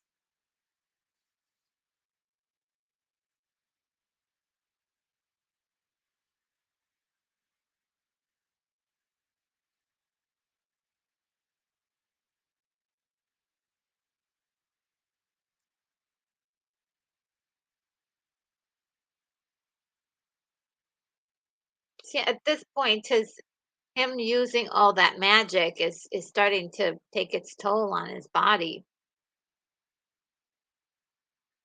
I love the fact that that pays off in the story.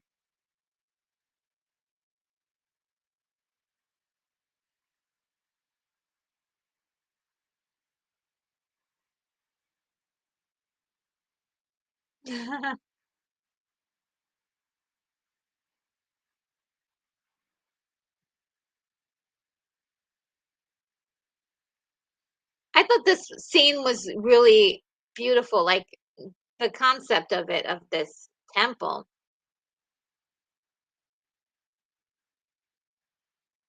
Oh, I'm forgetting. This scene is awesome.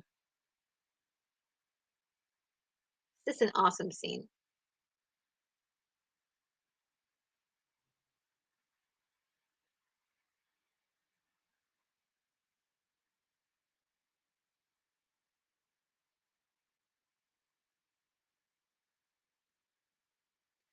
These look like salt mines. Anybody ever been to a salt mine? They're really cool.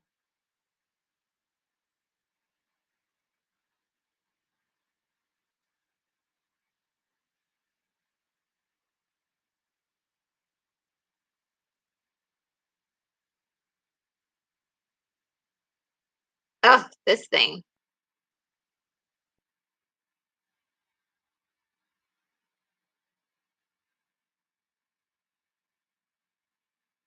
I like how the creature is using its hand as sort of like a third foot, and it's like crouched, and it's like like like prowling. I love that. That's an incredible detail. I mean, Harry Hausen must have spent a lot of time watching animals.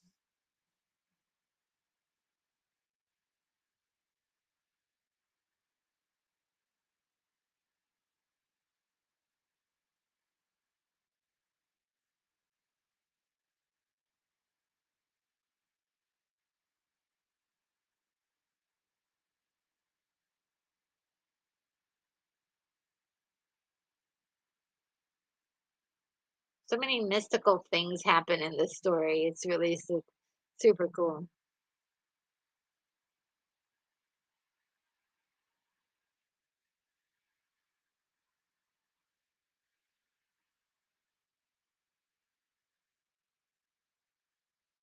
This part seems a little creepy. I think when I was a kid, I was like, I was scared. I was like, the sound she makes.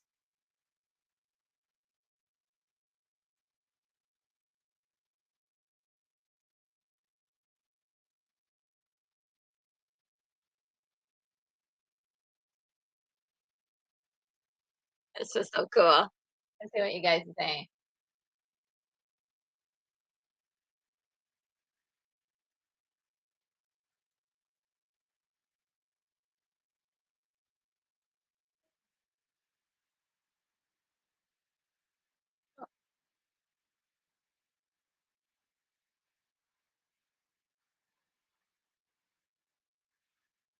I mean, this creature is really cool. I thought it was really cool design, and they pulled it off really well with the fire and, that gray blue skin.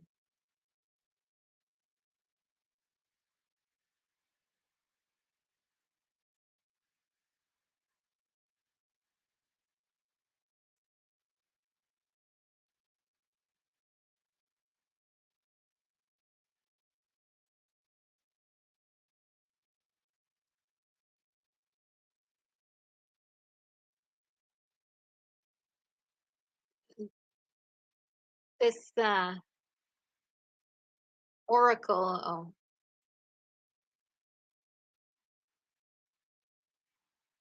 is basically foretelling what's going to happen.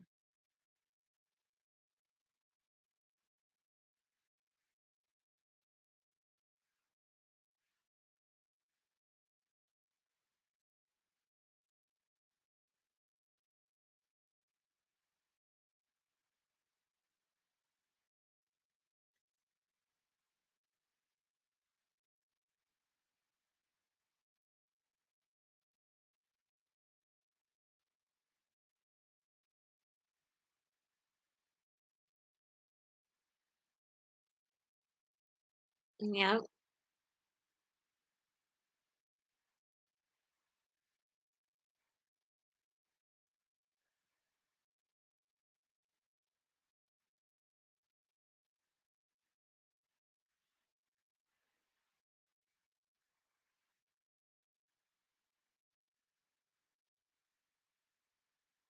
I thought the makeup was pretty good for this character. Gary. Gary, there's no place like home. Honey, honey,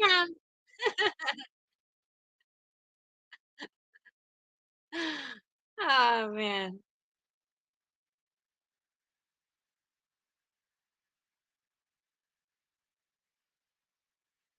Yeah, I love that character, the way they put it together. I mean, the makeup, prosthetics and stuff, I think there was a lot of artistry in that, but also like doing all the special effects. Yeah, oh, the lady was this is the remnants of the lady that summoned the oracle.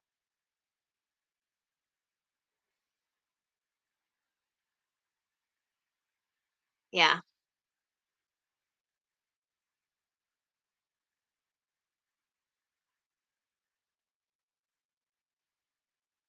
Oh, I think his name is David something, that actor.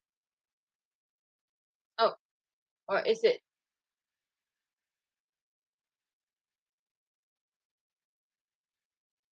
Oh, Robert Shaw was the oracle of all knowledge? Oh, I didn't know that. Pretty cool. This is so cool. Oh, man.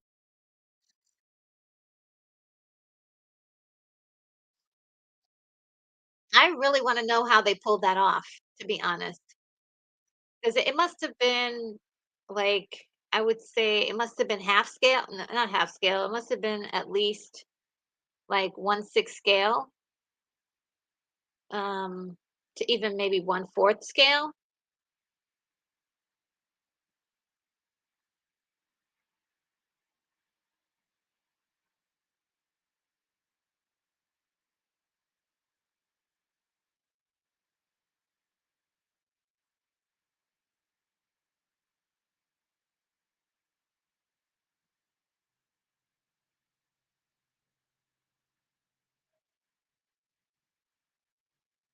Giving up so soon?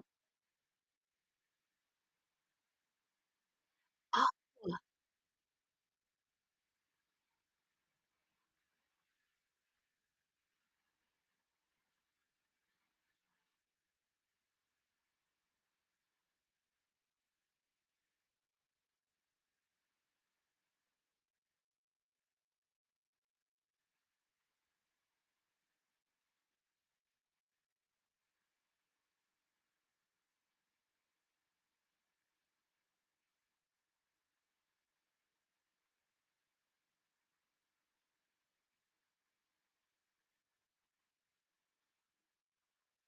he's like an atom. Oh, man. I do like his performance in this, John Philip Law,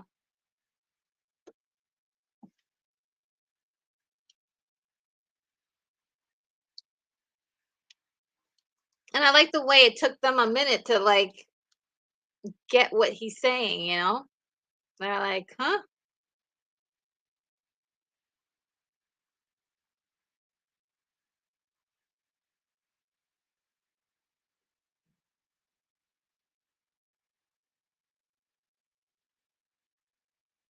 This is so cool." Sorry. I just think this was such an ingenious idea. Um,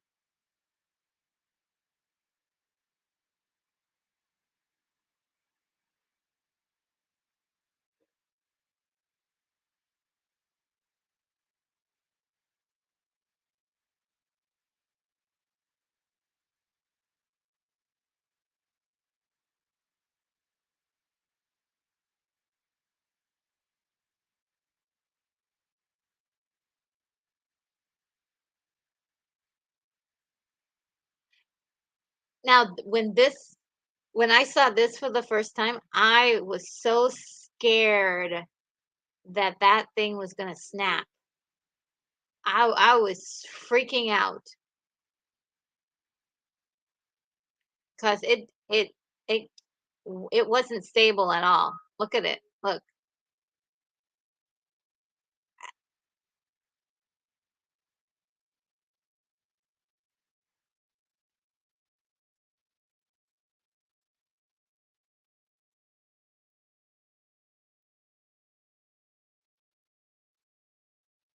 Yeah, he's realizing if he falls, he's dead, pretty much. Gonna well, at least break every bone in his body.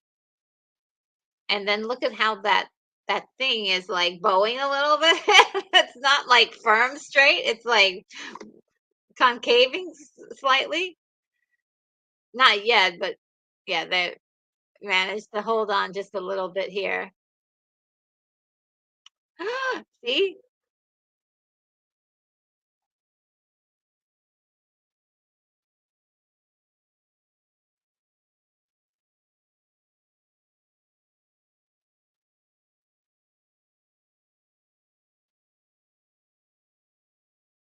Eek.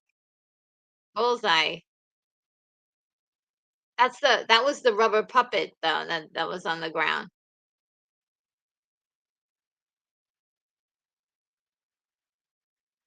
Ah.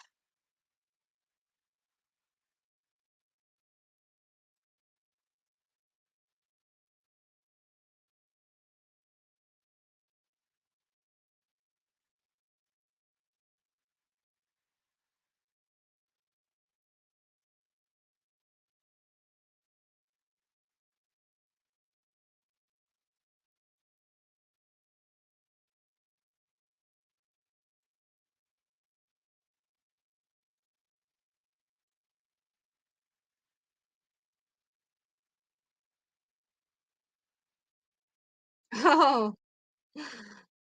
Oh, these guys. There's one word they keep saying over and over again.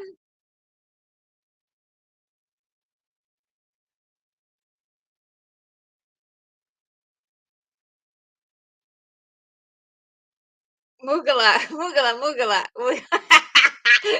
Mugala, mugala. Let's see what you say. Sinbad or MacGyver. See, that's what I like.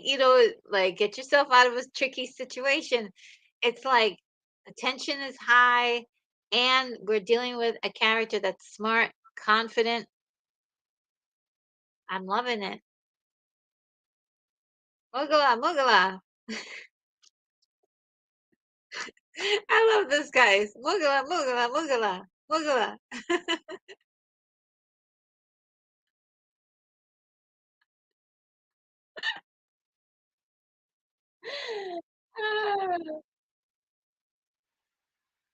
Oh, hey, the Dark Knight. How you doing? Thanks for joining us today. As these guys would say, Mugala, mugala.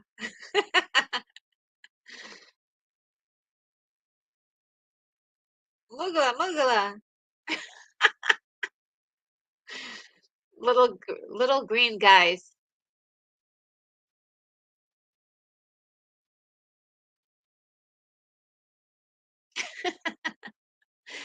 Oh, yes, this is it. This is the part where the Kali um statue comes to life. Ooh, mugala.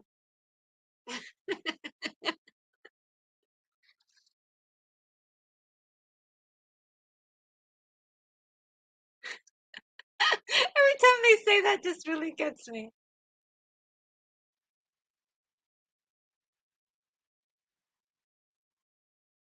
Where do they get these guys from? They're very interesting.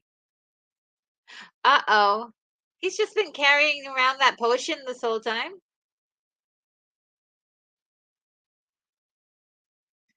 Oh. Do you see where they put red eyeliner on his eyes just to like it they made it look like it wasn't eyeliner just to darken that area would make it look like he's stressed out.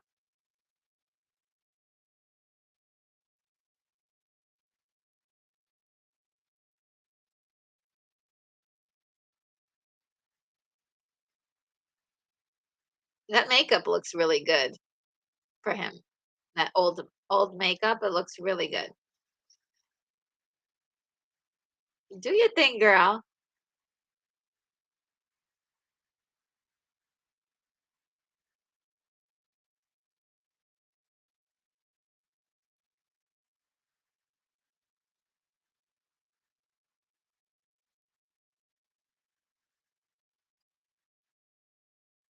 And mind you, he had to put the old age makeup on his hands too to to make it all look the same.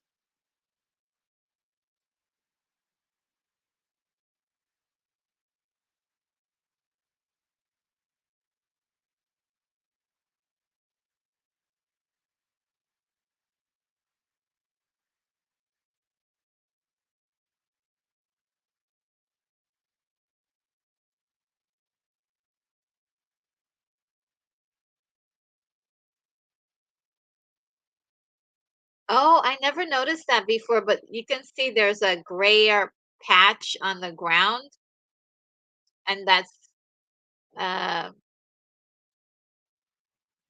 essentially where Harryhausen was working.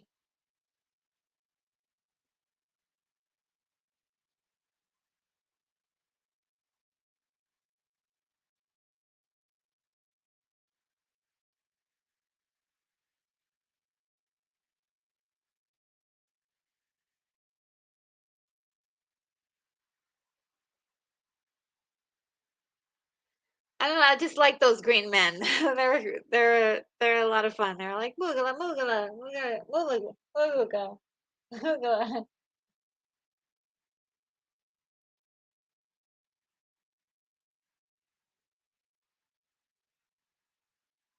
See. Oh, Jakers 88 is here.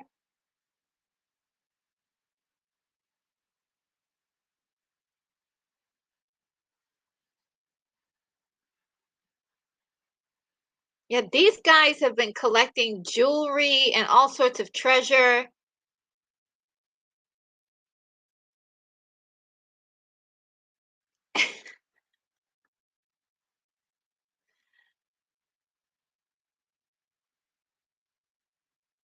It's like such a real moment, like when you're trying to like find your keys and you're trying to leave and you're like, "Where's my keys?"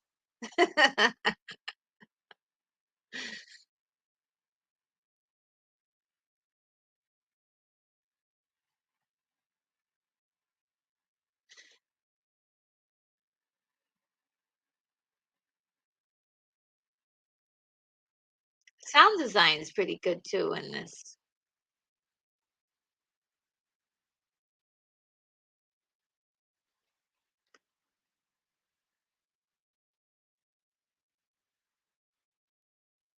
And if you notice, Kali has this eye symbol in on her hand, just like Marguerite. What's her name again? Oh, Magella, Mariella, Margania, something like that. Her name is. See, I actually used.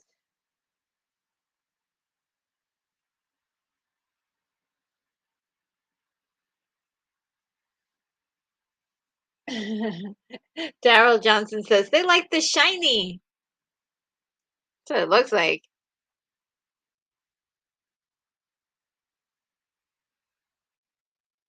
Ah, woo! I just love this part so much. Look at that smile.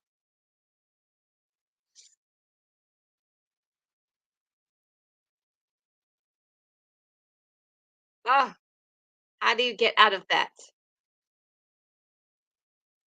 Even the other guys are like, we're gonna let you handle that, Mr. Smarty Pants, Sinbad.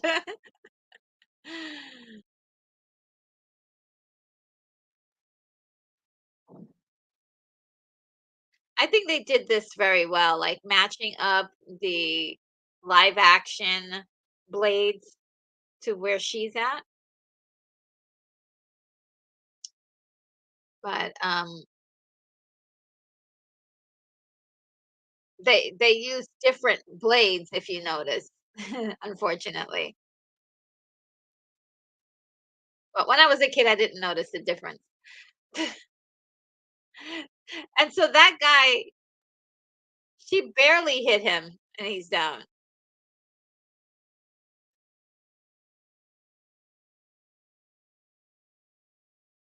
I'm like, drag him out of there. It's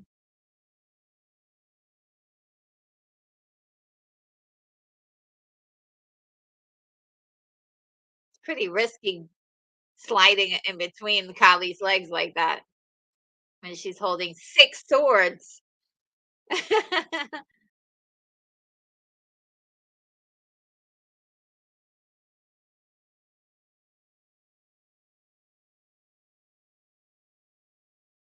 And this one pulls out like a little dagger, like that's gonna do something. At least he's trying. Dude, I'm worried about Sinbad's best friend.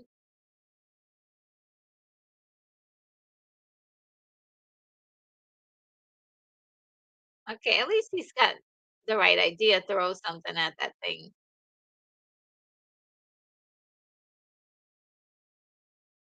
Oh my God, Sinbad, are you gonna make it? See, oh gosh, see, I'm worried about him. Does he make it out of this thing? Forget. Oh no, they're not gonna kill him. No, don't do it. Oh, get out of there, dude.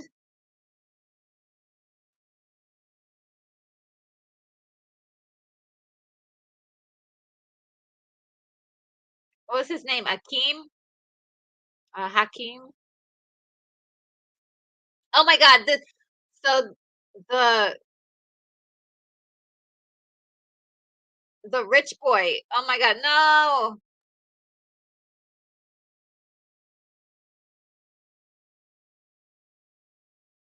Oh my God.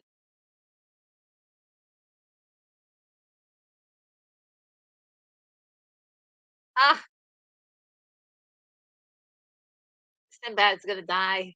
I mean, he's not, but it doesn't look good. Oh, Harun with the MVP. Oh my God, he's like the MVP. That's right. That's right. This is it was inside the statue.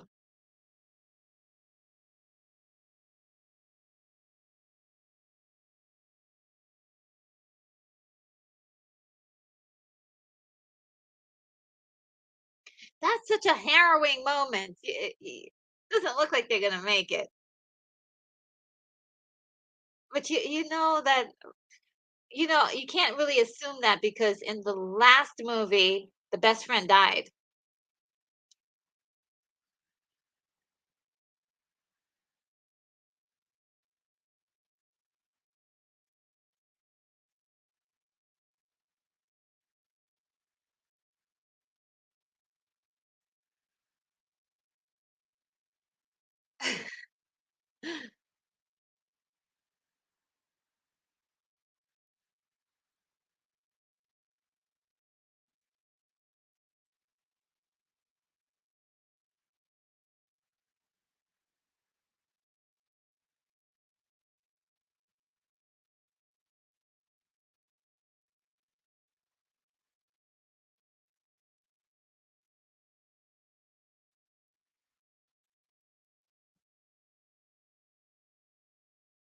Oh boy.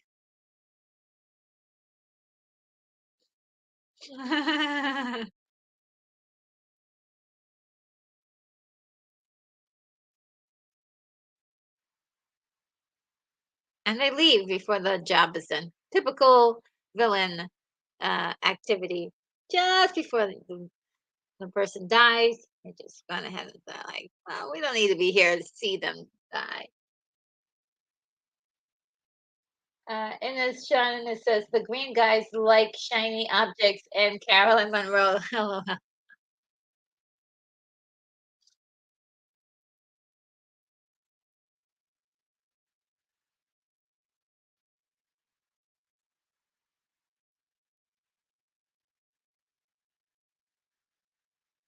They're god of the single eye.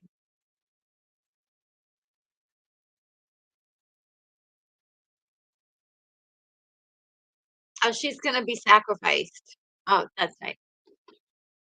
She's gonna be sacrificed. So how did okay, so that brings up a huge question. We'll never get the answer for it. Is why was she given the tattoo at birth to be a sacrifice for these guys?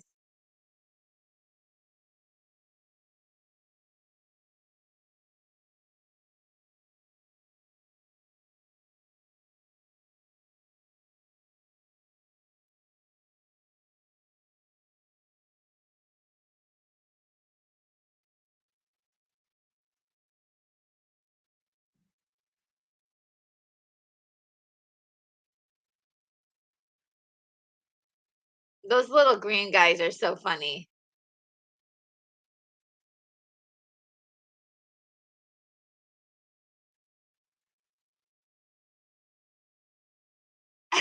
They're adorable, actually. Oh, oh, Alex Dawson is here. Thank you for the compliment. Thank you so much. You're so sweet to me. Oh, yeah. Daryl says Temple of Doom stuff now. Yeah, I mean, that's a second Indiana Jones reference, huh? Hmm. I always love this monster.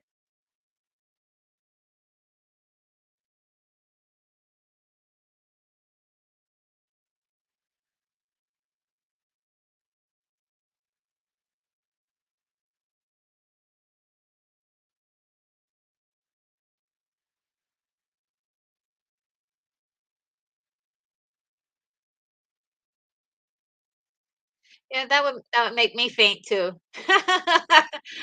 If a creature came out and I was like, okay, I guess I'm gonna faint right now.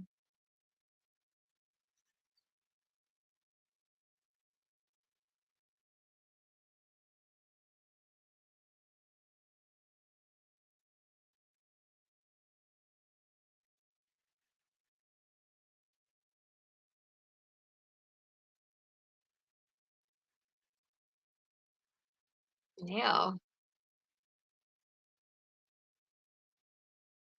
Ooh.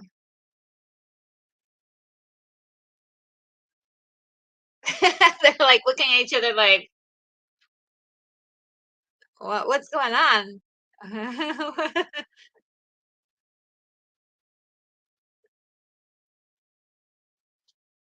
They only did that just to startle them for a few minutes and catch them off guard.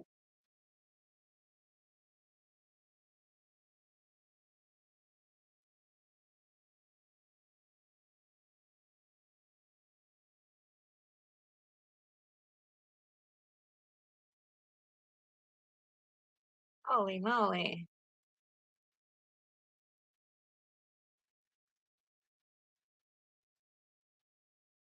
Smart, right? These guys are smart. They're like, okay, you're gonna throw your spears at us. We're gonna use them for, potential danger coming up.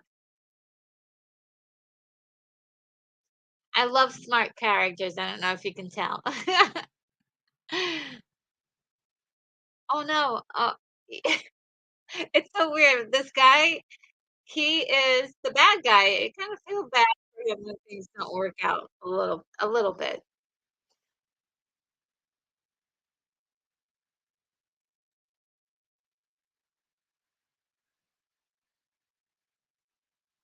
I think it's because he's come so close to getting what he wants that you want to at least see him get to what he perceives as his destiny. At least somewhat.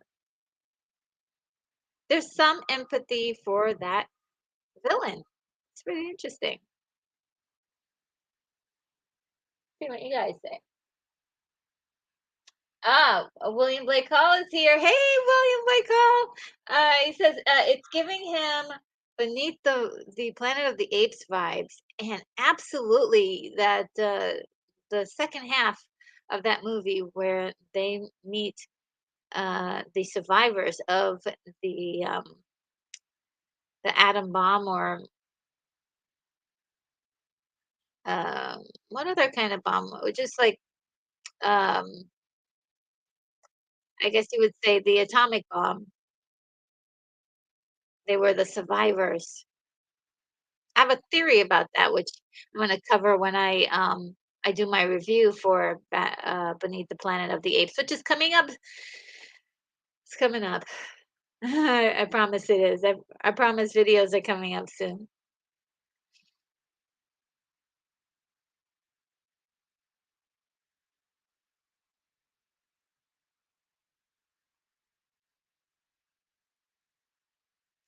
He is not doing well, right? He used up all of his powers and now he can barely get to where he needs to go. He's just physically not strong.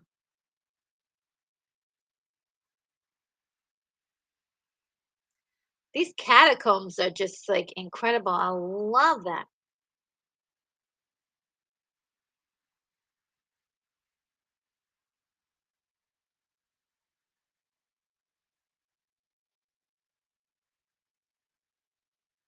It's so funny because when you see that, you're like, oh no, the creature ate her,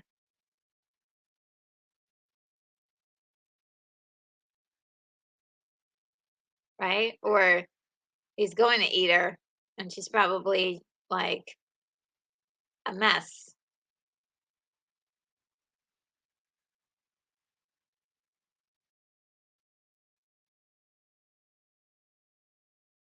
Oh, he's looking worse, a little bit worse this time, huh?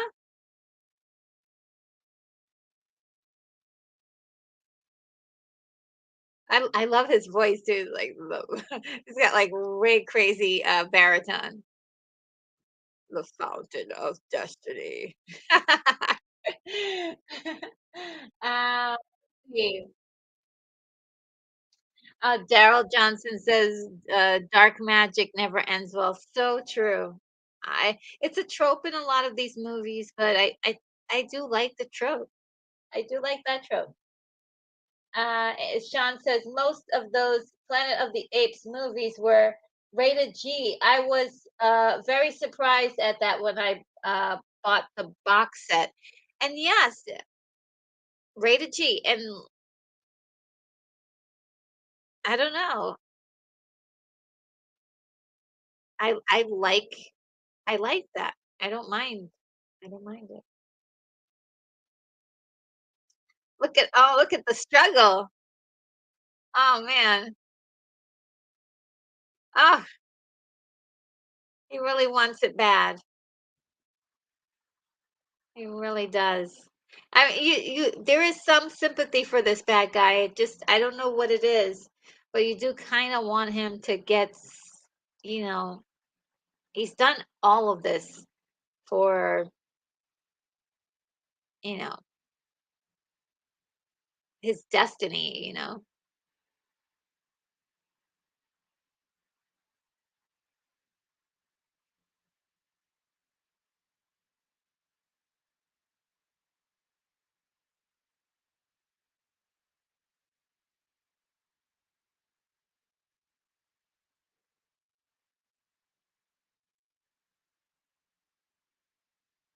Ah,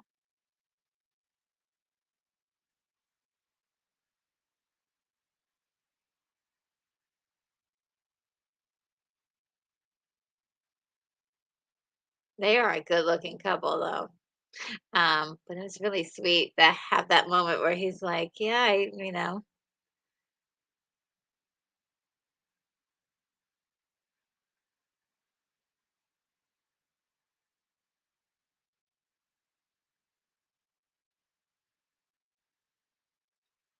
oh no." Ah. A nice scare, nice jump scare.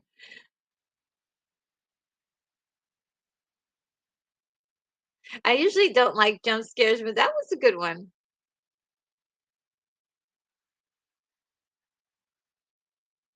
Oh, yes, I love this part. The final place, they call it. Ooh,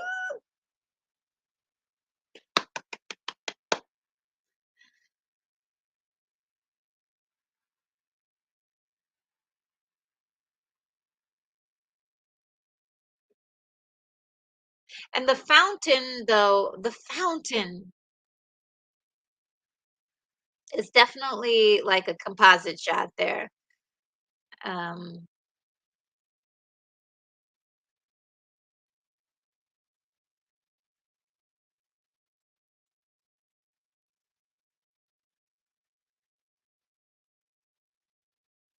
he used the one for youth, one of the pieces for youth.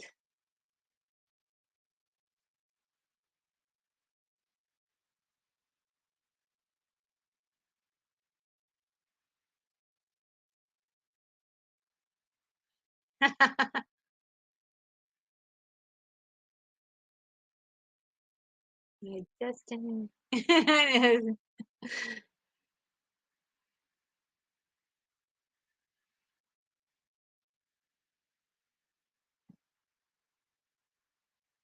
Oh,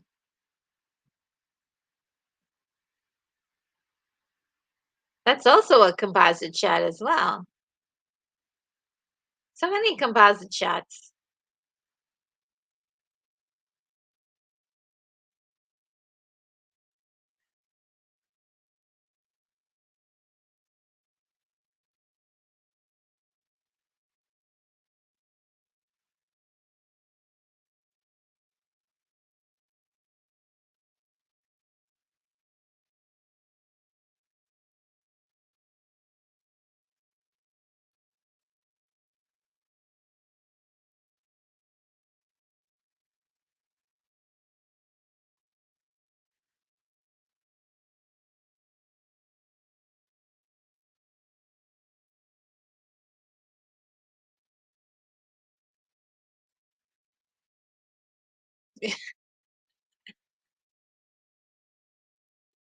The sounds of that Minotaur is like, "Ow!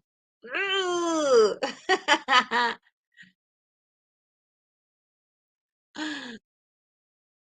Ah!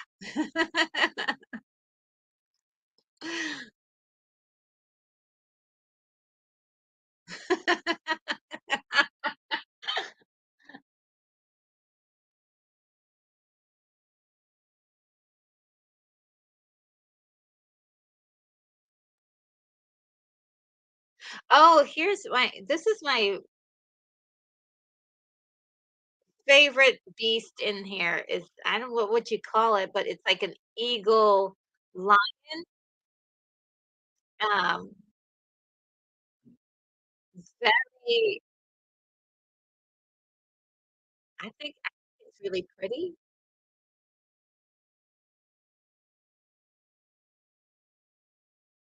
So, oh yeah, these 2 are to represent good and evil, right? Because uh, Kura oh, guys, I'm just noticing something. The bad guy in the other movie, his name was Sakura, and in this movie, the bad guy's name is Kura.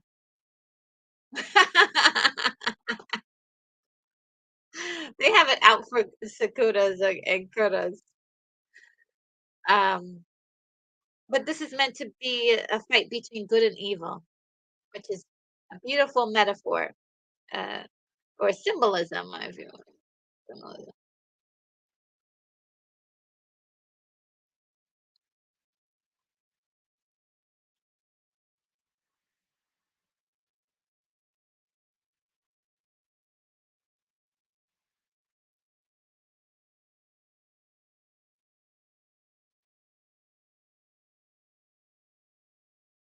Mm.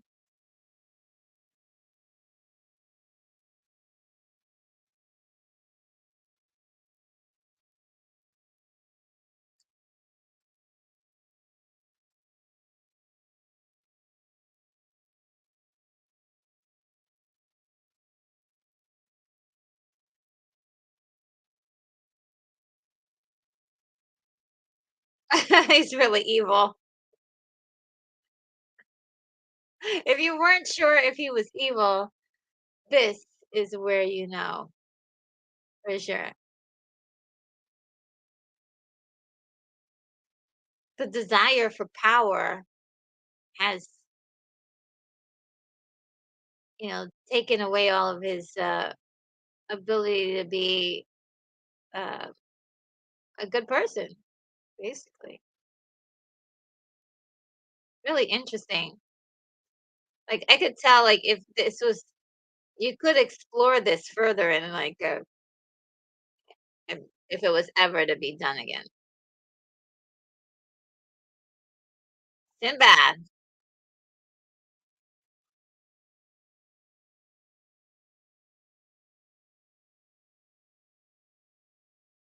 I I felt so bad for this monster though. I was like, oh no, look.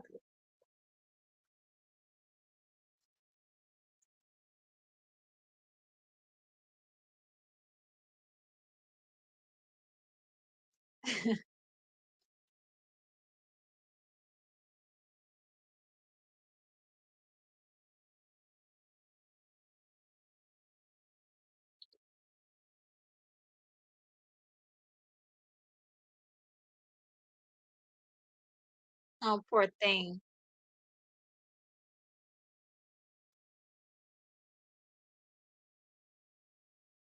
He was just in an eternal fight between good and evil, that's all.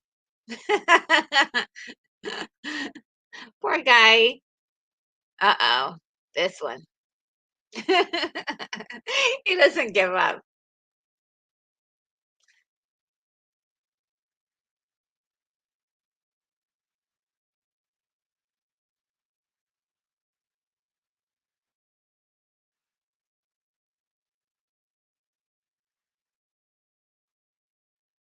And the water turns purple.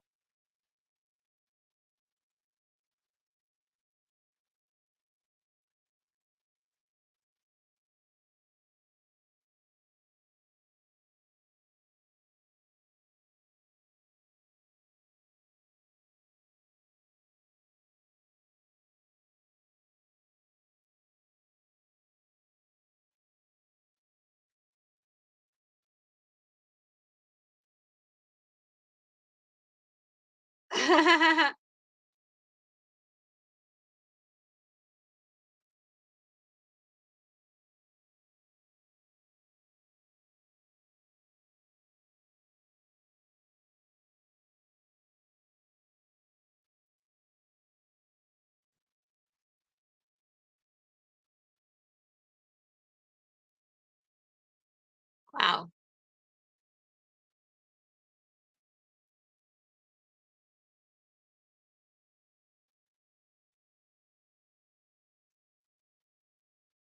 it's such a cool moment.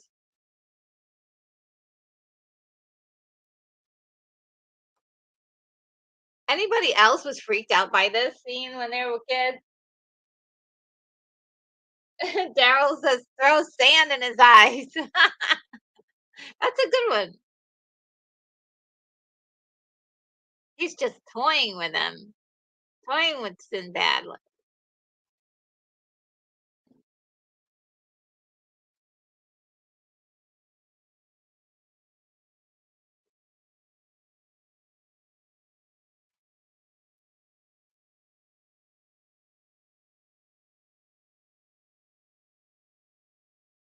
I was so scared. Like, where is he? No, for real. Like,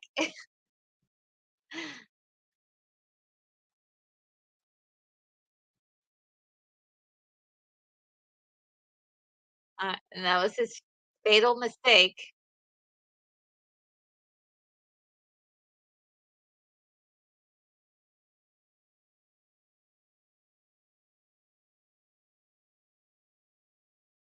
Oh no.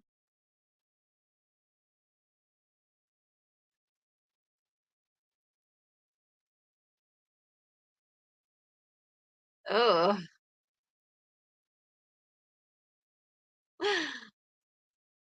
I mean, it looks like he had a lot of blood. Like, where did all that blood come from?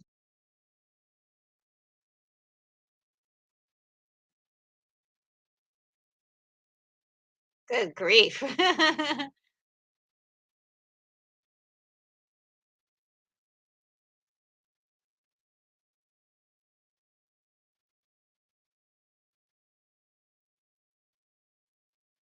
This is the cool part. This is the cool part. Yes, because Sinbad could easily be the king.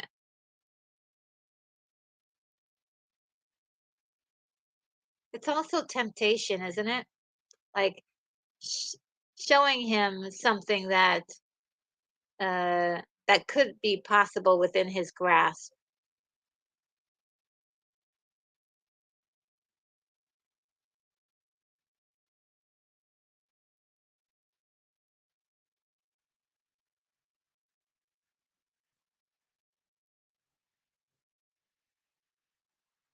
Wow, that is gorgeous.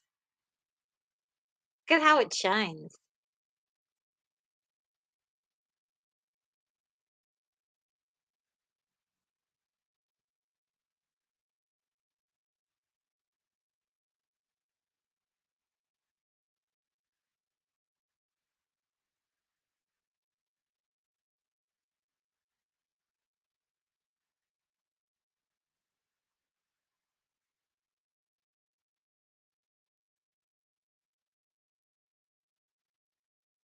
Like, what?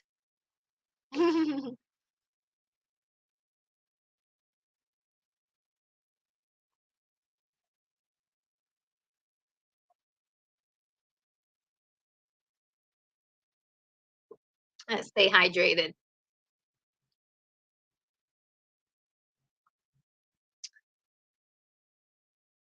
Guys, it's Peleus.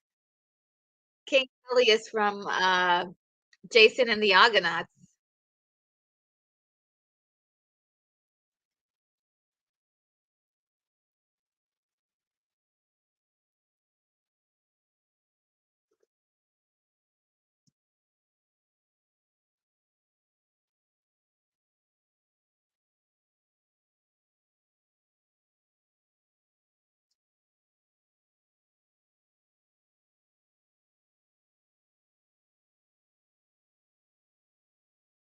Look at him.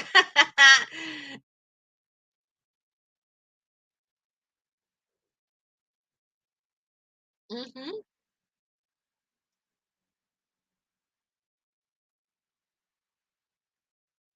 Yes.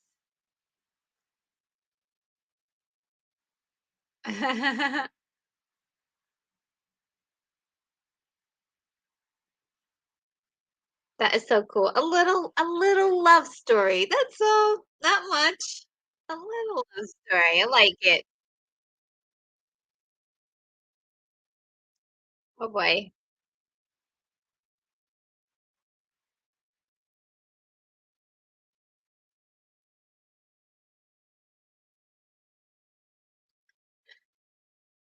That's really nice. Oh, guys. Tom Baker, that's who it is. Who played Kuda excellently. My goodness. Wonderful job. Wonderful, wonderful job. It's so funny. I have a queue up that's like next film, uh, Forbidden Planet. We don't want to do a double feature right now. Uh, that would be too much. Thank you guys. Oh my goodness. That was so much fun. I love that movie. Definitely brought me back to when I was a kid. Definitely brought me back to when I was a kid. Oh man. All right. So I'm gonna go back a little to see some of what you guys have been saying. Um, don't want to go too far back. Mm,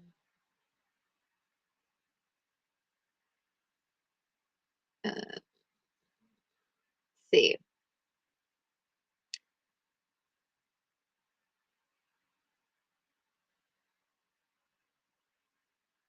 All right. So I'm trying to find the the go back a little bit, Sean, and it says most of those Planet of the Apes movies were rated G. Yes. Okay. So yes, I did read that one. So let's see.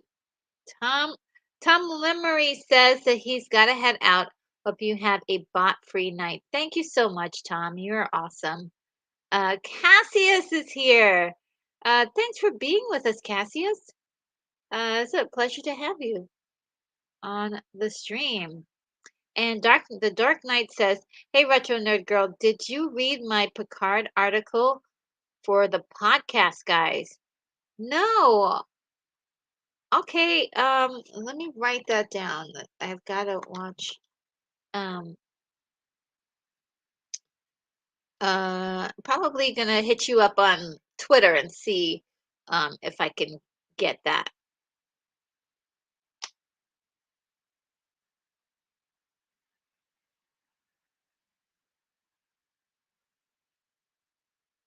Right, I have it on my to-do list there. So I will be checking that out.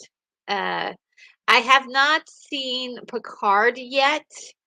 Um, any of the series at all, not even the earlier ones, but I heard that the third season is doing much better. There are still some people who say, "Ooh, it's still not good," and then there are others who say, "This is how it should be done." So, at some point, I will actually watch it myself. Sean Anna says, "Thanks." Then again, I saw the movie like The Silent Partner. Um, as a young kid. Christopher Plummer plays such an evil baddie in that. The Silent Partner.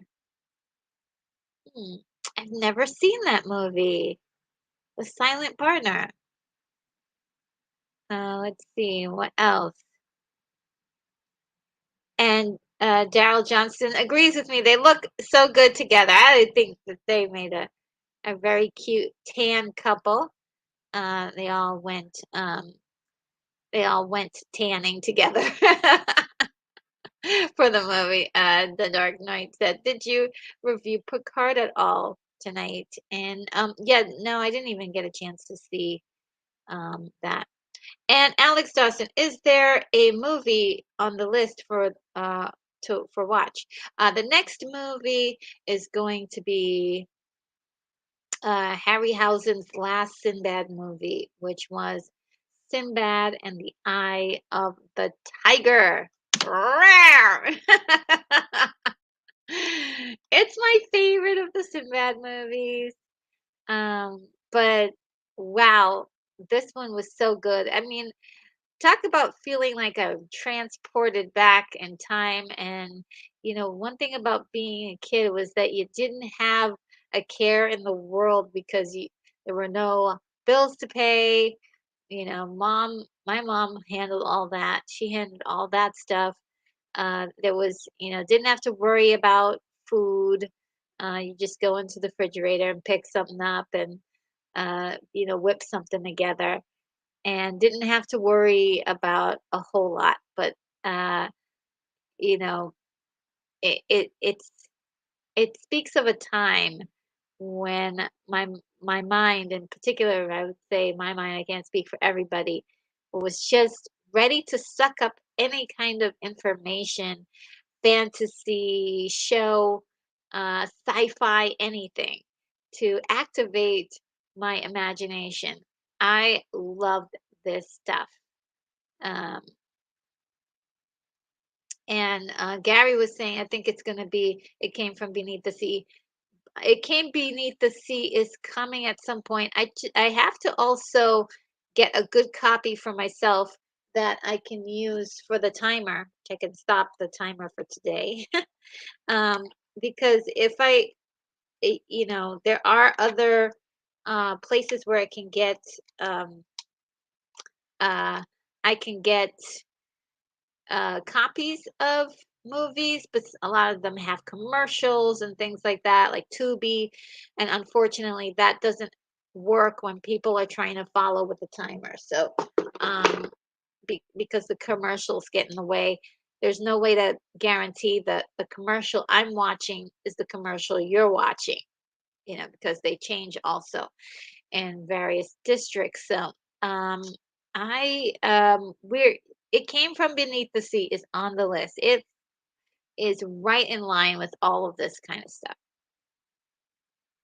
And um, let's see.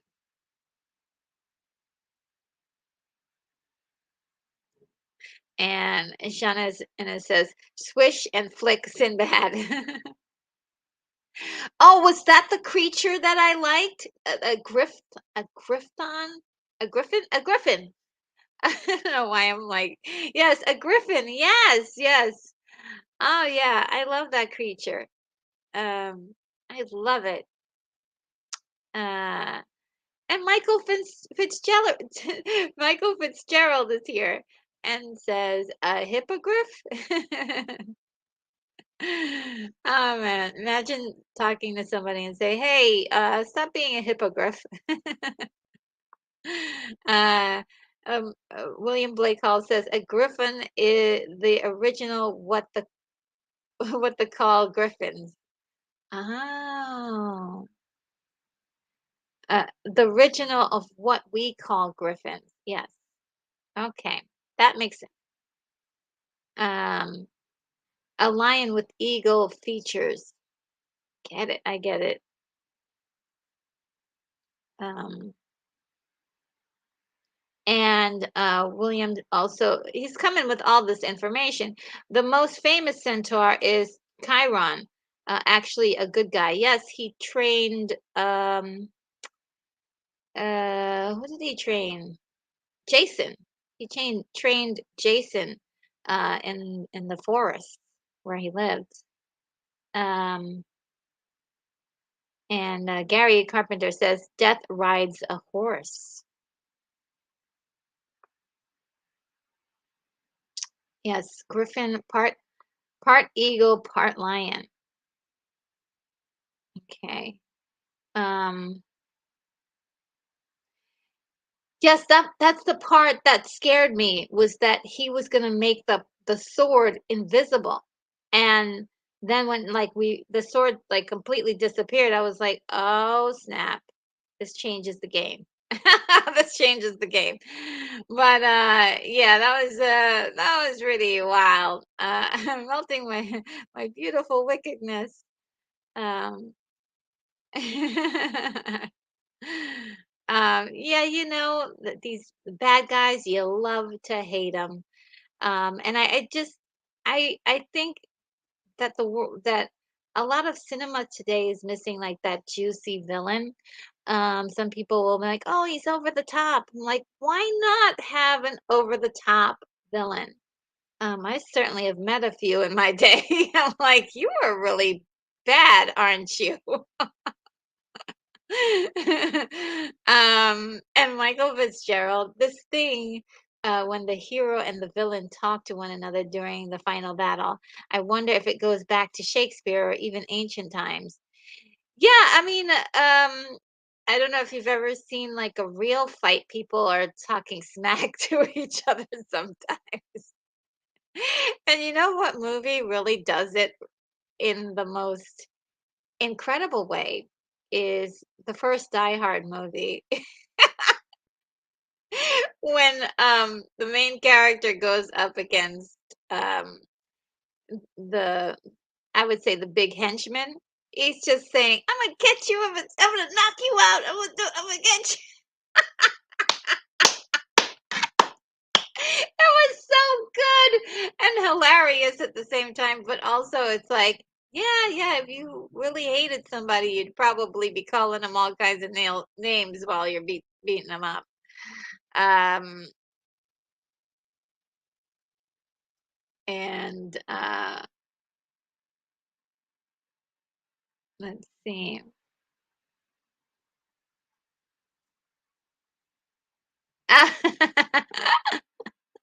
Yes, Sean says, "Ha, he got magic Botox too." Yep. I mean, I love that moment because it was a surprise, right? Because you're like, wait a minute, he's sitting up because before he was barely crawling. It was like, like like throwing those pieces into that one piece into the water, and it was really kind of surprising. Like, he's sitting up. I wonder why or what why is he doing that? Is the magic is starting to work?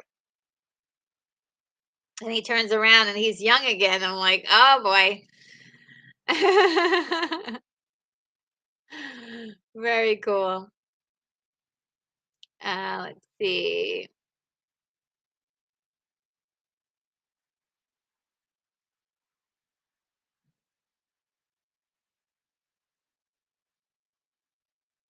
And William says, I haven't been to a drive-in in forever. This would have been perfect for it. Yes, because of the nature of it being an older movie and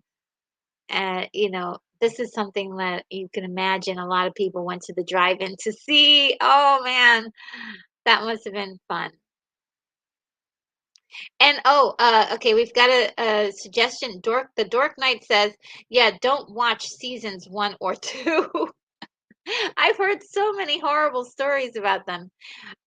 So yeah, I think I am gonna just watch season three, but what I might do is what I heard was that the fifth episode, the fourth or the fifth episode was really good.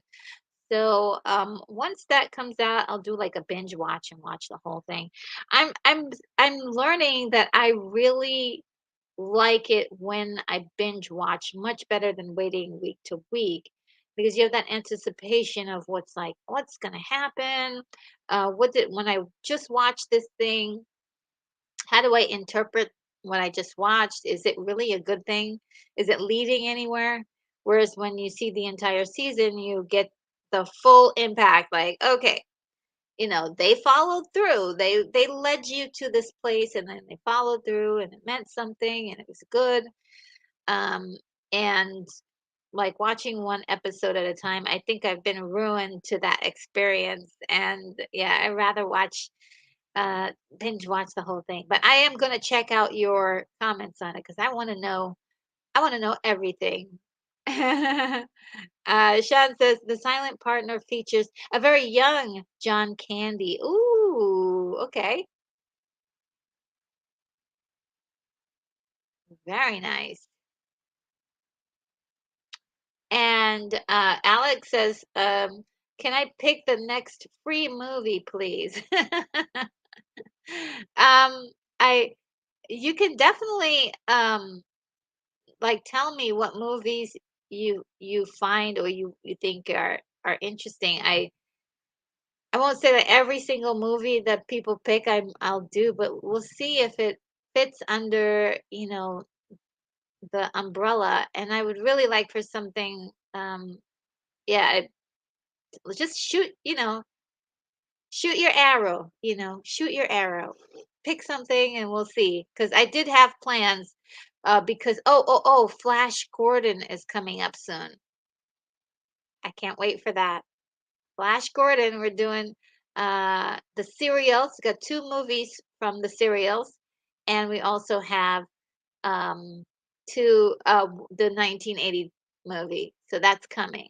Um, so yeah, content is always is on its way. Unicorn Rampant Studio, he trained Jason and Achilles. Oh, I didn't know that he trained Achilles as well. I'm learning. I'm learning. I could probably take this out. I don't need this anymore.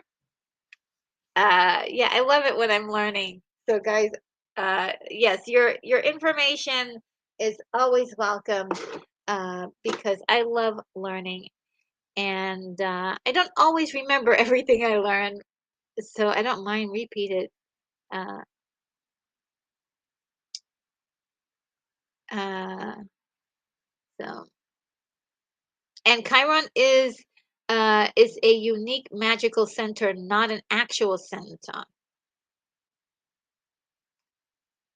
Yes. Um, and Chiron also is was immortalized in the stars by the gods. Um, okay. And let's see. All right. So yeah, I think we're all done. Uh, but don't shoot like a Omar. Yeah, Omar started this whole thing. Uh, but look, the guy would have gotten all of the pieces to his well, actually no, he would have probably had to invade um he would probably have to invade, what's the name of that? Marabia, in order to get that second piece. So a lot of people might have died. And then on top of that, but he has sneaky ways. So maybe he would have been able to sneak in there and sneak out. We don't know. Uh, but yeah, it would have been interesting. What would have happened in the story if Omar had never shot down or shot down that golden piece of the puzzle. Um, all right, well, guys, I think we are done. I am so glad that you were able to join me today. It was a lot of fun. I love this. Oh, wait a minute, guys. We passed 54 likes, and you know what happens when we pass 54 likes, right? Uh, let's see if I can find it. It's been a while since we passed 50 for 50 likes on air. So, thank you so much for those 55 likes.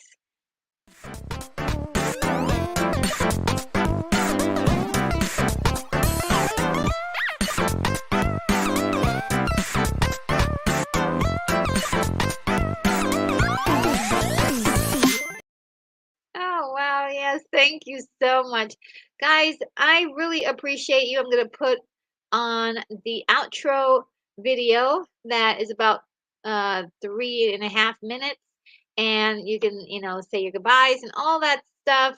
Talk to each other, leave your finishing comments, suggest more comments. I know, Alex Dawson, you wanted to possibly give me more suggestions. Go ahead and leave that in uh, the comments during the outro. And guys, next week we're gonna have that awesome movie watch party, and that is going to be, what is it? Sinbad and the Eye of the Tiger. Yes! It's like one of my favorites. Really quickly, I was gonna say what other shows are coming up this week. If you would indulge me in a moment. Let's see if I can find um, share screen. See if I can. Let's see if I can share my screen with you, and you can see. mm, Oh, well, I don't have an extra window open. Um,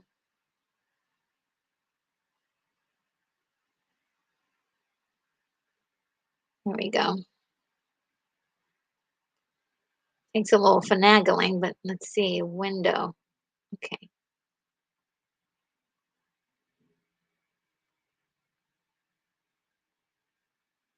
All right. So, there's a couple of things, guys. Right on my page, and show you this. Got merch. Merch, guys. We got merch. Merchandise. So I'm really happy. I'm actually gonna try to get this mug soon. Um, and it's a couple of cute little things, and maybe some other things I might create later. But that's what we have so far. But I wanted to go to the live stream to show what is coming. So we did the Golden Voyage today, and the next one is I'm actually going to do something I'm calling um, uh, modern take mornings, right? So it's basically going to be me talking about some, things that are happening in the modern world, and just giving my little 2 cents on it. I forgot what date that is. Let me see. I believe it's Wednesday. So I got 12th is Sunday, Monday, Tuesday, Wednesday. So 12, 13, 14, 15. Yes, Wednesday. Sometimes you've got to count on your hands to figure things out. So that's happening. Then 2 days later on Friday, I'm actually going to have an early stream that day because I have some things I need to do Friday night. But there's going to be a 3 p.m. Stream. for Action Stars of Yesterday Part 3. So if you don't catch it, there will be you'll be able to see it in the replay later on that day. But it's definitely time to finish up the list, and that will be happening on Friday, the 17th of March. And on Saturday, next Saturday, there will be Sinbad and the Eye of the Tiger watch party. So I am super, super excited for all of that, guys. And I will see you then. Without further ado, I bid you adieu. See you in the next video.